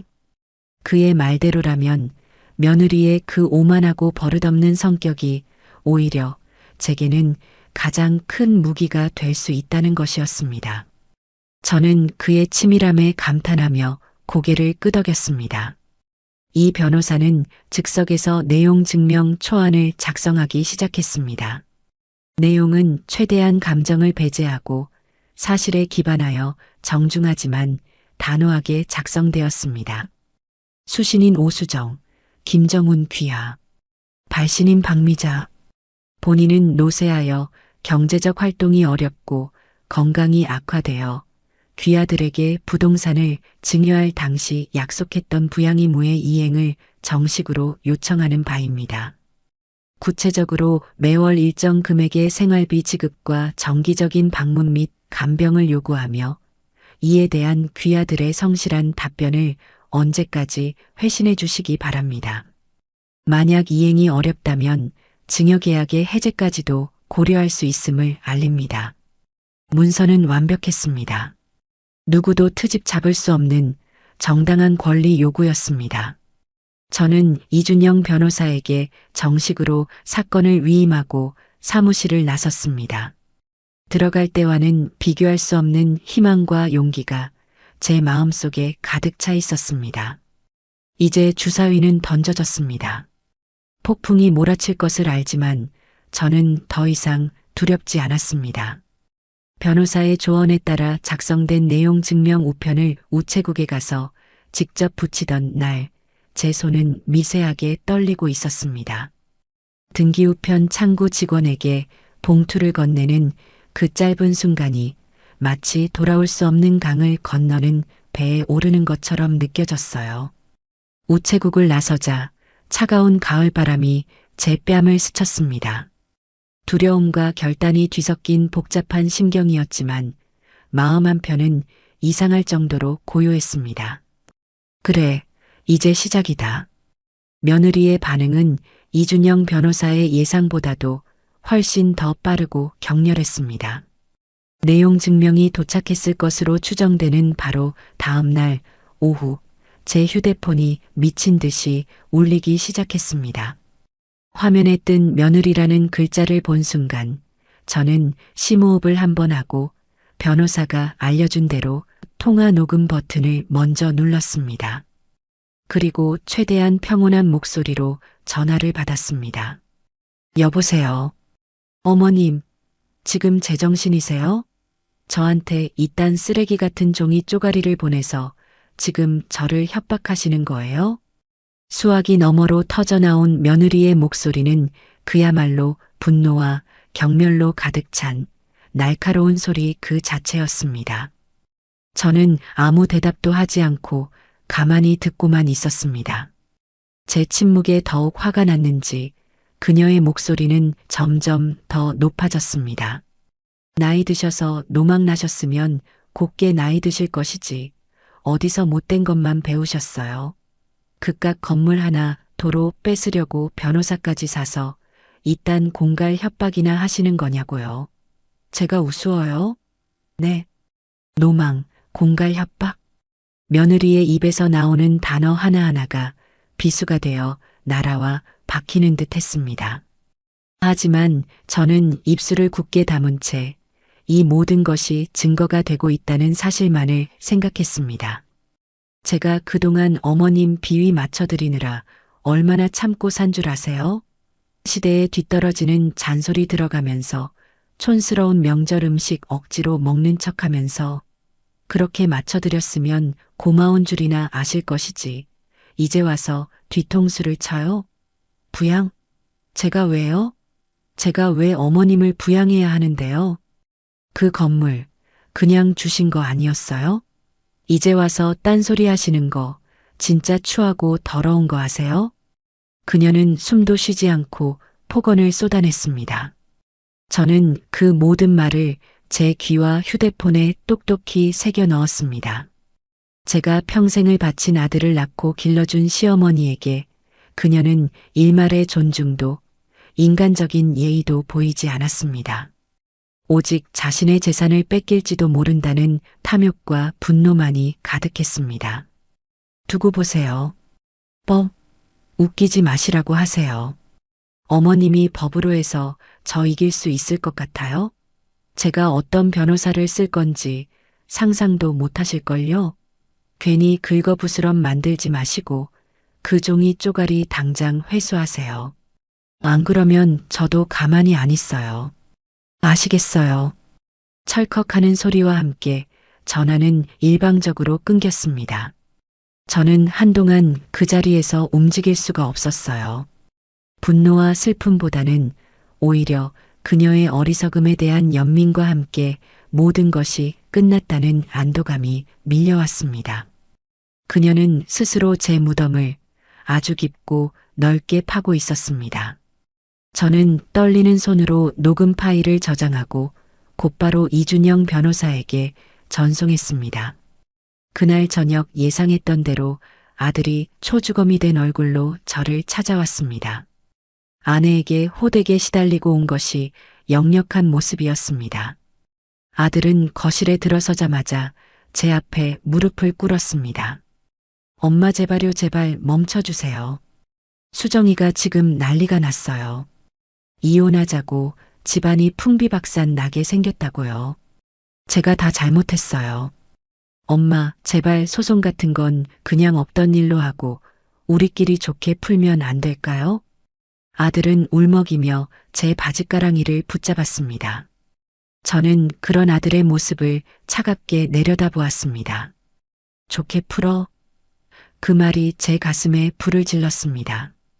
칠순 잔칫날의 거짓말도, 추석날의 모욕도, 친구의 수술비를 외면했던 그 비정함도 모두 좋게 넘어갔던 결과가 지금의 이 비극을 만들었습니다.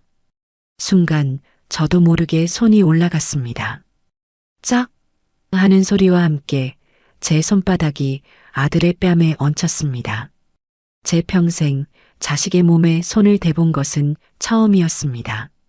아들은 충격받은 얼굴로 저를 쳐다보았고 제 손바닥 역시 불에 댄 듯 화끈거렸습니다. 정신 차려라, 이놈아. 제 목소리는 분노로 떨리고 있었습니다. 너가 내 어미가 온갖 수모를 당할 때 입 꾹 다물고 내 아내 뒤에 숨어서 방관했던 죄다. 너가 내 가정을 바로 세우지 못하고 무엇이 옳고 그른지 분간조차 못하는 바보로 산 죄야. 그런데 이제 와서 좋게 풀어? 이미 강은 건넜다. 이건 더 이상 너와 내 아내, 그리고 나, 우리 셋만의 문제가 아니야. 이건 우리 가문의 명예가 걸린 문제고 짓밟힌 내 인생을 되찾는 문제다. 그러니 너는 이제 빠져. 제 단호한 말에 아들은 더 이상 아무 말도 하지 못하고 고개를 떨구었습니다. 어쩌면 아들도 알고 있었을지 모릅니다. 이 모든 것이 이미 돌이킬 수 없는 지경에 이르렀다는 것을요. 아들이 망연자실한 채 돌아간 뒤 며느리에게서 마지막 통첩 같은 문자 메시지가 도착했습니다. 어머님, 결국 이렇게 나오시겠다 이거죠? 좋아요. 그깟 건물 하나 가지고 유세는. 그거 없어도 저희 먹고 사는데 아무 지장 없거든요. 어디 한번 해보세요. 법으로 해서 이기실 수 있는지. 법정에서 뵙죠. 저는 그 문자를 조용히 캡처해서 증거 파일에 추가했습니다. 그녀가 보낸 비웃음 가득한 그 문자는 그녀의 발목을 잡을 마지막 족쇄가 될 것이었습니다. 강은 완전히 건넜고 이제 남은 것은 거친 파도를 헤쳐나가는 일뿐이었습니다. 며느리와의 전면전이 선포된 이상 더 이상 혼자서만 싸울 수는 없었습니다. 이것은 단순히 저와 며느리 사이의 재산 다툼이 아니라 한 가문의 어른이 부당하게 멸시당하고 기만당한 우리 가족 전체의 문제라고 생각했기 때문입니다. 저는 소송을 제기하기에 앞서 모든 가족의 지지와 동의를 구하기로 결심했습니다. 제 결정을 알리고 그들의 앞에서 며느리의 민낯을 낱낱이 공개해야만 했습니다. 주말 저녁 저는 딸 내외와 제 남동생 부부 그리고 멀리 사는 여동생까지 모두 저희 집으로 불렀습니다. 갑작스러운 호출에 다들 무슨 일이냐며 걱정스러운 얼굴로 거실에 모여 앉았습니다. 무겁게 가라앉은 공기 속에서 저는 비장한 표정으로 입을 열었습니다. 오늘 너희를 모두 부른 건 내가 그저 넋두리를 하거나 하소연을 하려고 부른 것이 아니다. 우리 가문의 명예가 걸린 아주 중요한 일에 대해 너희에게 알리고 너희의 동의와 지지를 구하기 위해서다. 제 말에 가족들은 모두 긴장한 표정으로 저를 바라보았습니다. 저는 탁자 위에 그동안 준비해온 이제는 제 몸의 일부처럼 느껴지는 두툼한 바인더를 올려놓았습니다. 그리고 첫 페이지를 넘겨 칠순 잔칫날의 이야기를 시작으로 모든 것을 털어놓기 시작했습니다. 저는 바인더의 페이지를 하나씩 넘겨가며 며느리가 저질러온 만행들을 차분하지만 단호한 목소리로 설명했습니다. 제삿날 스키장에 가고 몸져 누웠다던 날 골프를 치러 갔던 일들, SNS 사진과 문자 메시지를 나란히 보여주자 가족들의 얼굴은 점점 경악으로 물들어갔습니다. 제가 추석날 받았던 모욕적인 언사들을 이야기할 때는 딸의 눈에서 분노의 눈물이 흘러내렸습니다.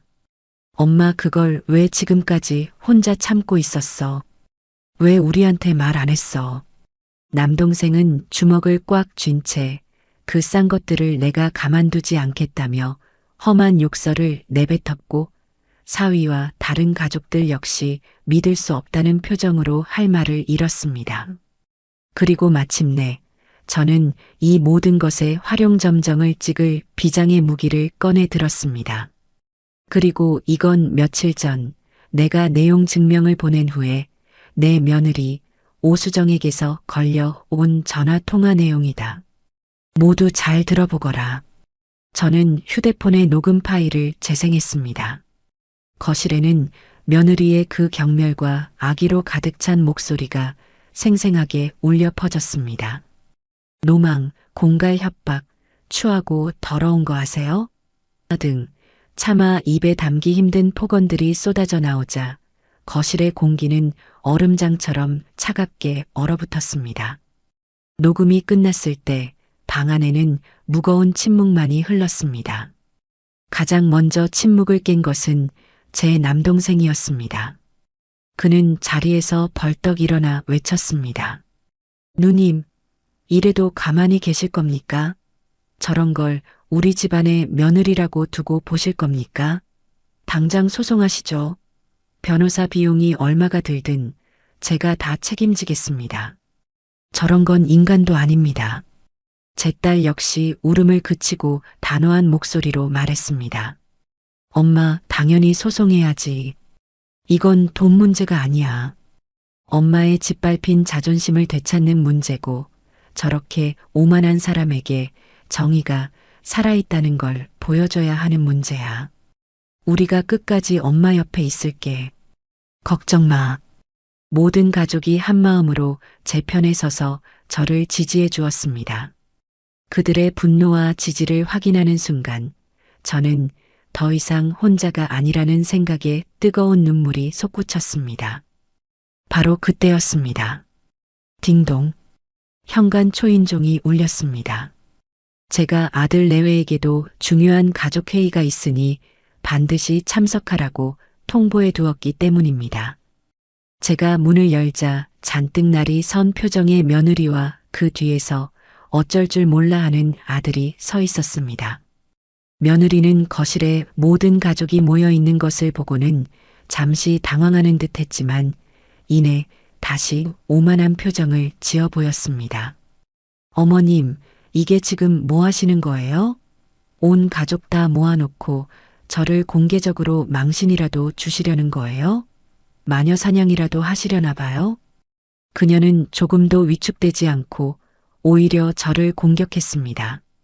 저는 그런 며느리를 차갑게 바라보며 말했습니다. 마녀 사냥이 아니라 진실을 밝히는 자리다. 너가 한 짓들을 내 눈으로 직접 확인시켜 주려고 불렀다. 며느리는 코웃음을 쳤습니다. 제가 뭘 어쨌는데요? 다 늙어서 재산에 욕심이 나시니까 며느리한테 온갖 누명을 다 씌우시는 거잖아요. 그거 진짜 추해 보이는 거 아세요? 그녀의 막말에 참다 못한 제 남동생이 앞으로 나섰습니다. 이것 봐요, 조카 며느리. 지금 누구 앞에서 추하다는 말을 함부로 짓거리는 거야. 당신이 우리 누님한테 한 짓들을 우리가 다 알고 있는데도 그 입에서 그런 말이 나와? 며느리는 제 남동생을 위아래로 훑어보더니 비웃으며 말했습니다. 어머, 외숙부님. 저희 집안일에 끼어드시는 거 아니에요. 이건 저희와 어머님 사이의 문제랍니다. 그 순간 저는 탁자 위의 녹음기를 다시 한번 눌렀습니다. 며느리의 목소리가 거실에 다시 한번 울려 퍼졌습니다. 나이 드셔서 노망나셨으면 곱게 나이 드실 것이지. 자신의 목소리가 나오자 며느리의 얼굴은 순식간에 새하얗게 질려버렸습니다. 그녀는 당황하여 말을 더듬기 시작했습니다. 이게 뭐야? 지금 불법 녹취하신 거예요? 이건 불법이야. 불법? 내 시어미한테 차마 입에 담지 못할 폭언을 쏟아내는 건 합법이고, 저는 바인더를 그녀의 앞에 던지듯 놓았습니다. 열어봐라. 너가 수년간 나를 어떻게 기만하고 무시했는지 내 거짓말의 역사가 전부 그 안에 담겨 있으니. 며느리는 파랗게 질린 얼굴로 바인더를 열어보지도 못하고 뒷걸음질 쳤습니다. 아들은 그저 엄마 제발 수정아, 여보하는 말만 반복하며 어쩔 줄을 몰라 했지요. 온 가족이 경멸과 분노의 눈으로 자신들을 쏘아보는 것을 확인한 순간 며느리는 더 이상 버틸 수 없다는 것을 깨달은 듯 했습니다. 그녀는 저를 향해 악에 바친 소리를 질렀습니다. 두고 봐. 내가 이대로 순순히 당하고만 있을 것 같아. 법정에서 보자고. 그 말을 남기고 그녀는 아들의 팔을 잡아 끌며 도망치듯 집을 빠져나갔습니다. 그녀가 떠난 뒤 거실에는 무거운 침묵과 함께 이전보다 훨씬 더 단단해진 결의가 남았습니다. 이로써 최후의 심판을 위한 모든 준비는 끝났습니다. 이제 남은 것은 법의 이름으로 그녀의 죄를 묻는 것뿐이었습니다. 가족들의 전폭적인 지지를 등에 업고 저는 이준영 변호사를 통해 법원에 정식으로 소송을 제기했습니다. 소장의 정식 명칭은 부담부중여 계약 해제에 따른 소유권 이전 등기 청구 소송. 쉽게 말해 약속을 어겼으니 주었던 건물을 다시 내놓으라는 소송이었습니다. 소장이 며느리에게 전달되고 그녀 역시 국내에서 손꼽히는 대형 로펌의 변호사를 선임했다는 소식이 들려왔습니다. 본격적인 법정 싸움의 막이 오른 것입니다. 몇 달간의 서면 공방이 오고 간 뒤 드디어 첫 변론 기일이 잡혔습니다. 법정으로 향하는 제 마음은 이상할 정도로 차분했어요. 두렵거나 떨리기보다는 드디어 진실을 가릴 시간이 왔다는 생각에 오히려 단단해지는 기분이었습니다. 법정에 들어서자 맞은편 피고석에 앉아 있는 며느리와 눈이 마주쳤습니다. 그녀는 저를 경멸과 자신감이 뒤섞인 오만한 눈빛으로 쏘아보았고 그 옆에 비싸 보이는 정장을 입은 변호사는 서류를 검토하며 여유로운 표정을 짓고 있었습니다. 재판이 시작되고 며느리 측 변호사가 먼저 입을 열었습니다. 그의 주장은 예상했던 대로였습니다. 존경하는 재판장님, 이 사건은 전형적인 증여자의 변심에 의한 무리한 소송입니다. 원고는 피고에게 아무런 조건 없이 부동산을 증여했으며 부양 의무에 대한 어떠한 구체적인 계약도 없었습니다. 원고는 뒤늦게 증여한 재산이 아까워지자 피고에게 불만을 품고 이 소송을 제기한 것입니다. 이는 증여자의 권리 남용에 해당합니다. 그는 며느리가 그동안 저를 위해 값비싼 선물을 사주고 용돈을 들인 내역이라며 몇 장의 서류를 증거로 제출했습니다. 제가 받은 기억도 없는 내역들이었지만 그들의 치밀함에 혀를 내둘렀습니다. 드디어 우리 측의 변론 시간이 되었습니다. 이준영 변호사는 자리에서 일어나 침착하지만 힘 있는 목소리로 말했습니다. 존경하는 재판장님, 피고 측의 주장은 사실과 다릅니다. 이 사건의 본질은 증여자의 변심이 아니라 수증자의 지속적이고 악의적인 배은행위와 부양의무 불이행에 있습니다. 원고는 피고들이 자신의 노후를 책임져 줄 것을 굳게 믿고 평생의 유산인 이 사건 부동산을 증여했습니다. 그러나 피고 오수정은 증여를 받은 직후부터 원고를 기만하고 부양 의무를 철저히 외면해 왔습니다.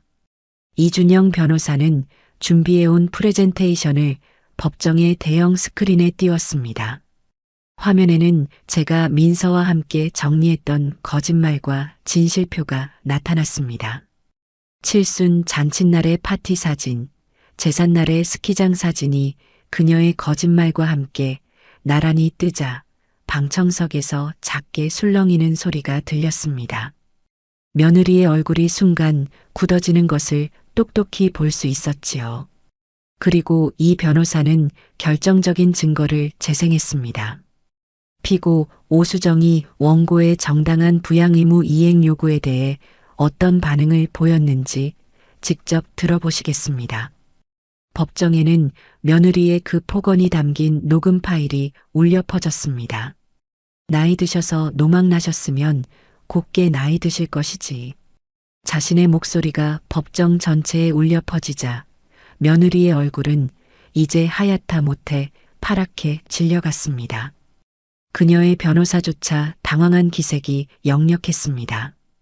재판장의 표정은 싸늘하게 굳어 있었습니다. 다음 순서는 증인 신문이었습니다. 우리 측 첫 번째 증인으로 카페를 운영하는 박 사장이 증인석에 섰습니다. 박 사장은 피고 오수정이 건물주가 된 이후 어떻게 무리하게 월세를 인상하고 정당한 수리 요구를 묵살했는지에 대해 차분하고 논리적으로 증언했습니다. 새 사장님은 저에게 돈 없으면 장사 접으라는 식의 말을 서슴지 않았습니다. 그리고 제가 알기로 건물을 담보로 거액의 대출을 받아 위험한 주식 투자를 하려고까지 했습니다. 이는 증여받은 재산을 성실히 관리할 의무를 저버린 행위라고 생각합니다. 박 사장의 증언은 며느리가 단순한 불효를 넘어 재산을 위태롭게 한 관리자로서의 책임까지 방기했음을 명확히 보여주었습니다. 그리고 마침내 이 재판의 가장 중요한 순간이 찾아왔습니다. 이준영 변호사는 제 아들 김정훈을 증인으로 신청했습니다. 아들은 무거운 발걸음으로 증인석에 섰습니다. 아들의 얼굴은 차마 저와 아내, 어느 쪽도 쳐다보지 못하고 바닥만 향해 있었습니다. 며느리는 아들을 향해 제대로 말하지 않으면 죽여버리겠다는 듯한 살기 어린 눈빛을 보내고 있었습니다. 이준영 변호사가 아들에게 다가가 부드럽지만 단호하게 물었습니다. 증인, 어머님이신 원고의 칠순 잔칫날, 증인의 아내인 피고 오수정 씨는 정말 급성 편두통으로 거동이 불가능할 정도로 아팠습니까? 아들은 입술을 달싹이며 한참을 망설였습니다. 법정의 모든 시선이 그의 입에 쏠렸습니다. 며느리의 눈빛은 더욱 이글거렸습니다. 아들은 고개를 푹 숙인 채 모기만 한 목소리로 대답했습니다. 아니었습니다. 그 한마디에 법정이 다시 한번 술렁였습니다.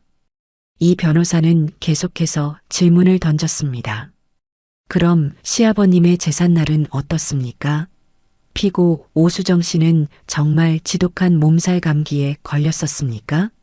아니었습니다. 그렇다면 증인은 아내가 아프지 않다는 사실을 알면서도 원고에게 거짓말을 하고 가족 행사에 불참한 것이 맞습니까? 네, 맞습니다. 아들은 모든 것을 실토했습니다. 그의 대답 하나하나가 비수가 되어 며느리에게 나라가 박혔습니다. 그녀가 쌓아 올린 거짓말의 바벨탑이 바로 그녀가 가장 믿었던 남편의 입을 통해 와르르 무너져 내리는 순간이었습니다. 여보.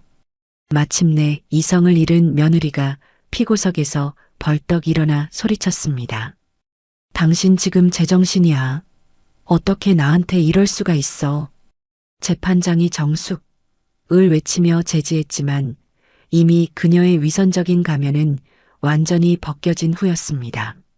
아들은 증인석에서 더 이상 고개를 들지 못하고 어깨를 들썩이며 흐느끼기 시작했습니다. 그 모습을 보는 제 마음 역시 찢어질 듯 아팠지만 이것이 진실을 위해 반드시 거쳐야 할 과정임을 알고 있었습니다. 모든 거짓이 만천하에 드러난 순간 저는 승리를 예감했습니다. 며느리는 증인석의 아들을 향해 증오와 배신감으로 가득 찬 눈빛을 보내고 있었습니다. 그녀가 그토록 믿고 의지했던 그녀의 탐욕을 위한 방패막이었던 아들이 결국 그녀에게 가장 치명적인 일격이 된 것은 바로 아들의 증언이었습니다. 길고 길었던 재판의 끝이 보이기 시작했습니다. 아들의 증언으로 거짓의 탑이 무너져 내린 마지막 변론기일이 있고 나서 한 달이라는 시간이 흘렀습니다. 선고기일이 잡히고 저는 다시 한번 법정으로 향했습니다. 그날따라 하늘은 유난히 높고 푸르렀고 법원으로 들어서는 제 발걸음은 지난번과는 비교할 수 없을 만큼 가벼웠습니다. 제 옆에는 든든한 딸과 남동생이 함께해 주었지요. 피고석에는 며느리와 그녀의 변호사만이 굳은 표정으로 앉아 있었습니다. 제 아들 정훈이는 그 자리에 없었습니다. 아마도 차마 제 얼굴을 볼 용기도 그렇다고 아내의 곁에 앉아 있을 수도 없는 그 비참한 처지를 견딜 수 없었을 테지요. 며느리는 재판 시작 전 저를 발견하고는 도끼 가득한 눈으로 한번 쏘아보더니 이내 고개를 돌려버렸습니다. 그녀의 얼굴에는 이전의 오만함 대신 패배를 예감한 자의 불안과 분노만이 서려 있었습니다. 지금부터 판결을 선고하겠습니다. 재판장의 엄숙한 목소리가 법정의 공기를 갈랐습니다. 저는 저도 모르게 두 손을 굳게 마주 잡았습니다. 재판장은 안경 너머로 판결문을 내려다보며 낮지만 힘 있는 목소리로 판결 이유를 읽어내려가기 시작했습니다. 피고 오수정, 김정훈 측은 본 증여가 아무런 조건 없이 이루어진 단순 증여였으며 부양에 대한 구체적인 합의가 없었다고 주장하나 본 재판부는 다음과 같이 판단합니다. 재판장은 잠시 말을 멈추고 저와 며느리 쪽을 한번 둘러보았습니다. 증여자인 원고의 나이와 당시의 경제적 상황, 증여 재산의 가치, 그리고 무엇보다 우리 사회의 전통적인 부모, 부양관념 등에 비추어 볼 때 당사자들 사이에 비록 명시적인 서면 약정이 없었다 하더라도 이는 자녀가 연로한 부모의 노후를 책임진다는 묵시적인 부담, 즉 부양 의무를 전제로 한 부담부증여로 봄이 상당합니다. 아무런 대가 없이 평생의 재산을 자녀에게 넘겨주는 부모의 심정을 헤아려 본다면 피고 측의 주장은 받아들이기 어렵습니다. 그 말을 듣는 순간 제 심장이 크게 한번 뛰었습니다. 재판장이 저의 억울한 마음을 법의 언어로 인정해주고 있었습니다. 재판장은 계속해서 판결을 읽어나갔습니다. 나아가 피고 오수정의 행위에 대해 살펴보겠습니다. 피고 오수정은 수증자로서 마땅히 이행해야 할 부양 의무를 성실히 이행하지 않았을 뿐만 아니라 오히려 증여자인 원고에게 수차례에 걸쳐 폭언과 기망 행위를 일삼았습니다. 재판장은 저희가 제출했던 증거들을 하나하나 언급했습니다. 원고의 칠순 잔치에 거짓 질병을 핑계로 불참하고 명품 파티에 참석한 행위, 시부의 기일에 스키장을 방문하는 등 가족의 대소사를 고의로 외면한 행위, 그리고 무엇보다 원고의 정당한 부양 요구에 노망, 공갈 협박 등의 폭언을 한 행위는 사회 통념상 도저히 용납될 수 없는 것입니다. 이는 민법에서 규정한 증여자에 대한 중대한 배은행위에 명백히 해당합니다. 배은행위. 그 단어가 법정 안에 울려 퍼지는 순간 저는 제 모든 고통의 시간이 법의 이름으로 정의되는 것을 느꼈습니다. 또한 피고 오수정은 증여받은 이 사건 부동산을 담보로 위험성이 매우 높은 주식 투자를 시도하는 등 장여받은 재산을 성실하게 관리하고 유지해야 할 선량한 관리자로서의 의무마저 저버렸습니다. 이는 원고가 증여를 결정하게 된 근본적인 신뢰관계를 파괴하는 행위라 할 것입니다. 재판장은 판결문의 마지막 장을 넘겼습니다. 그리고 마침내 제가 기다리고 기다리던 그 말을 법정 안에 모두가 들을 수 있도록 선언했습니다.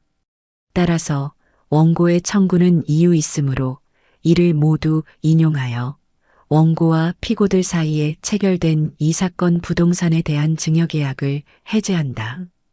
피고 김정훈, 오수정은 원고 박미자에게 소유권 이전 등기 절차를 이행하라. 소송 비용은 모두 피고들이 부담한다. 땅, 땅, 땅. 의사봉 소리가 법정 안에 울려 퍼지는 순간 저는 조용히 눈을 감았습니다. 수십 년간 제 목을 조여오던 무겁고 차가운 쇠사슬이 쨍그랑 소리를 내며 끊어지는 듯한 해방감이 온몸을 감쌌습니다. 눈물이 쏟아질 것 같았지만 울지 않았습니다. 대신 깊고 긴 숨을 내쉬었지요. 옆에 있던 딸이 제 손을 꽉 잡았고 남동생은 제 어깨를 말없이 감싸주었습니다. 우리는 그저 서로를 바라보며 안도와 승리의 미소를 나눌 뿐이었습니다. 그때였습니다. 피고석에서 아 하는 짧은 비명이 터져나왔습니다. 며느리였습니다. 그녀는 믿을 수 없다는 듯 하얗게 질린 얼굴로 자신의 변호사와 재판장을 번갈아 쳐다보더니 이내 저를 향해 순수한 증오만이 남은 눈빛을 보냈습니다. 그녀가 평생을 바쳐 쌓아 올렸다고 믿었던 그 화려한 바벨탑이 한순간에 먼지처럼 허물어져 내린 것입니다. 그녀는 휘청거리며 법정을 빠져나갔고 그 뒷모습은 더 이상 오만한 사모님이 아니라 모든 것을 잃은 초라한 패배자의 모습이었습니다. 법정을 나오자 눈부신 햇살이 제 얼굴 위로 쏟아졌습니다. 그날의 햇살은 단순한 빛이 아니었습니다. 그것은 제 70평생의 어둠을 걷어내고 새로운 삶을 축복하는 신의 계시처럼 느껴졌습니다. 판결이 있고 나서 한 달쯤 뒤 모든 법적 절차는 마무리되었습니다. 며느리는 항소를 포기했고 그 건물은 다시 온전한 제 이름으로 돌아왔습니다. 그리고 그 사이 아들 내외에게는 큰 변화가 있었습니다. 그들의 이혼 소식이었지요. 나중에 아들에게 들은 바로는 패소하고 돌아간 그날 며느리는 모든 분노를 아들에게 쏟아냈다고 합니다. 다 너 때문이야. 너가 법정에서 그깟 진실 나부랭이만 짓거리지 않았어도 우리가 이길 수 있었어. 이 무능하고 한심한 인간아. 내 엄마 편에 붙어서 내 뒤통수를 쳐? 그녀의 악다구니에 아들은 처음으로 대항했다고 합니다. 그래, 다 내 탓이다. 당신 같은 괴물이랑 살면서 내 어머니를 외면하고 나 자신마저 잃어버린 채 살아온 내 잘못이야. 이제 끝내자. 나도 더는 당신의 허영심을 채워줄 인형으로 살고 싶지 않아. 그들의 관계는 돈과 허영이라는 접착제로 겨우 붙어 있던 속 빈 강정 같은 것이었습니다. 돈이라는 연결고리가 끊어지자 그들의 결혼 생활은 미련 없이 무너져 내렸습니다. 며느리는 위자료 한 푼 받지 못하고 자신이 그토록 자랑하던 명품 가방 몇 개만 챙겨서 집을 나갔다고 합니다. 그렇게 모든 것을 잃고 나서야 아들이 저를 찾아왔습니다. 며칠을 알았는지 헬쑥하고 초췌한 모습이었지만 이상하게도 그의 눈빛은 지난 10수년간 제가 봐왔던 그 어떤 때보다 맑고 또렷했습니다. 그는 제 앞에 서자마자 아무 말 없이 무릎을 꿇었습니다. 어머니, 제가 죽을 죄를 지었습니다. 아들의 목소리는 물기에 젖어 있었습니다. 어머니께서 그토록 모진 세월을 홀로 견뎌내실 때 아들이라는 놈은 제 아내 뒤에 숨어 어머니를 외면했습니다. 돈에 눈이 멀어 무엇이 정말 소중한 것인지 잊고 살았습니다. 용서해달라는 말조차 저는 드릴 자격이 없습니다. 정말 죄송합니다, 어머니. 아들은 마룻바닥에 이마를 대고 흐느끼기 시작했습니다. 그 모습을 보는 제 마음 역시 편치만은 않았습니다. 하지만 저는 더 이상 과거처럼 그를 무작정 감싸주지 않았습니다. 저는 조용히 그를 일으켜 세웠습니다. 일어나거라.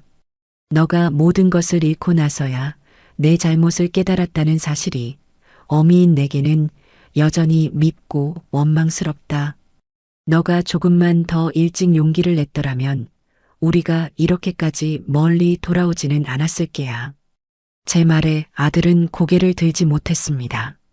하지만 너가 이제라도 내 잘못을 인정하고 내 인생을 다시 일으켜 세우려고 하는구나. 어미인 내가 어찌 끝까지 너를 외면할 수 있겠느냐. 다시 시작해라, 아들아. 이번에는 누구의 남편도 누구의 아들로도 아닌 오롯이 너 자신의 힘으로 정직하게 말이다. 제 말에 아들은 참았던 눈물을 터뜨리며 고개를 끄덕였습니다. 그것은 용서이되 완전한 용서는 아니었습니다. 그가 앞으로의 삶으로 자신의 가치를 증명해내야만 받을 수 있는 조건부 용서였습니다. 하지만 그것이 제가 아들에게 줄 수 있는 마지막 사랑의 방식이었습니다. 그 후 제 삶에는 잔잔하지만 경이로운 변화들이 찾아왔습니다. 가장 먼저 저는 되찾은 건물의 등기권리증을 들고 카페의 박 사장을 찾아갔습니다. 그를 만나자마자 저는 활짝 웃으며 말했습니다. 박 사장, 그동안 마음고생 많았네. 이제 내가 다시 이 건물 주인이네. 걱정하지 말게. 월세는 당장 예전 수준으로 다시 내릴 것이고 그동안 밀렸던 천장 누수 공사부터 바로 시작합시다. 불편했던 점이 있으면 뭐든지 말해주게. 제 말에 박 사장은 자기 일처럼 기뻐하며 눈시울을 붉혔습니다. 사장님, 정말 감사합니다. 정말 감사합니다. 하며 연신 고개를 숙이는 그의 모습에 저는 비로소 제가 해야 할 일을 하고 있다는 뿌듯함을 느꼈습니다. 저는 더 이상 누군가의 눈치를 보거나 부당한 대우를 참지 않았습니다. 건물에서 나오는 월세 수입은 제 통장으로 직접 들어왔고 저는 그 돈을 오롯이 저와 제 가족의 행복을 위해 사용했습니다. 가장 먼저 제 노후 자금이었던 남편의 보험금을 다시 채워 넣었습니다. 그리고 곁에서 끝까지 저를 지지해준 딸에게는 고마움의 표시로 두둑한 용돈을, 제 동생들에게도 맛있는 식사를 대접했습니다. 매일 아침 눈을 뜨면 더 이상 불안과 걱정으로 하루를 시작하지 않았습니다. 오늘은 경로당에 가서 친구들과 무슨 이야기를 나눌까? 오후에는 시장에 가서 무슨 맛있는 반찬거리를 사올까 하는 소박한 계획들로 하루를 채워나갔습니다.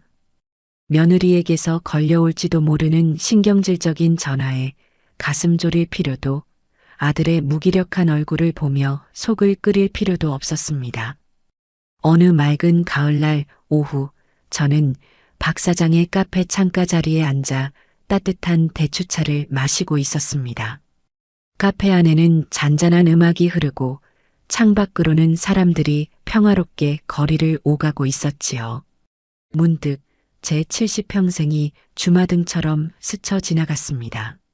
누군가의 아내로, 누군가의 어머니로 늘 나 자신보다는 가족을 위해 희생하고 헌신하며 살아온 세월이었습니다. 후회는 없었지만 그 세월의 끝에서 제가 마주한 것이 끔찍한 배신이었다는 사실은 여전히 마음 한편을 아리게 했습니다. 하지만 이제는 괜찮았습니다. 탐욕의 마차는 요란한 소리를 내며 부서졌고 그 폐허 위에서 저는 비로소 진정한 자유와 자존을 찾았기 때문입니다. 이제 저는 더 이상 누군가에게 의지하거나 기대하지 않습니다. 오롯이 제 두 발로 땅을 딛고 서서 제 인생의 주인이 되어 살아가고 있습니다. 찻잔 너머로 보이는 파란 하늘을 올려다보며 저는 나지막이 미소 지었습니다. 그래, 내 인생은 이제부터가 진짜 시작이다. 참으로 길고 긴 싸움이었지만 그 끝에서 얻은 이 사이다 같은 평화는 그 어떤 것과도 바꿀 수 없는 소중한 것이었습니다.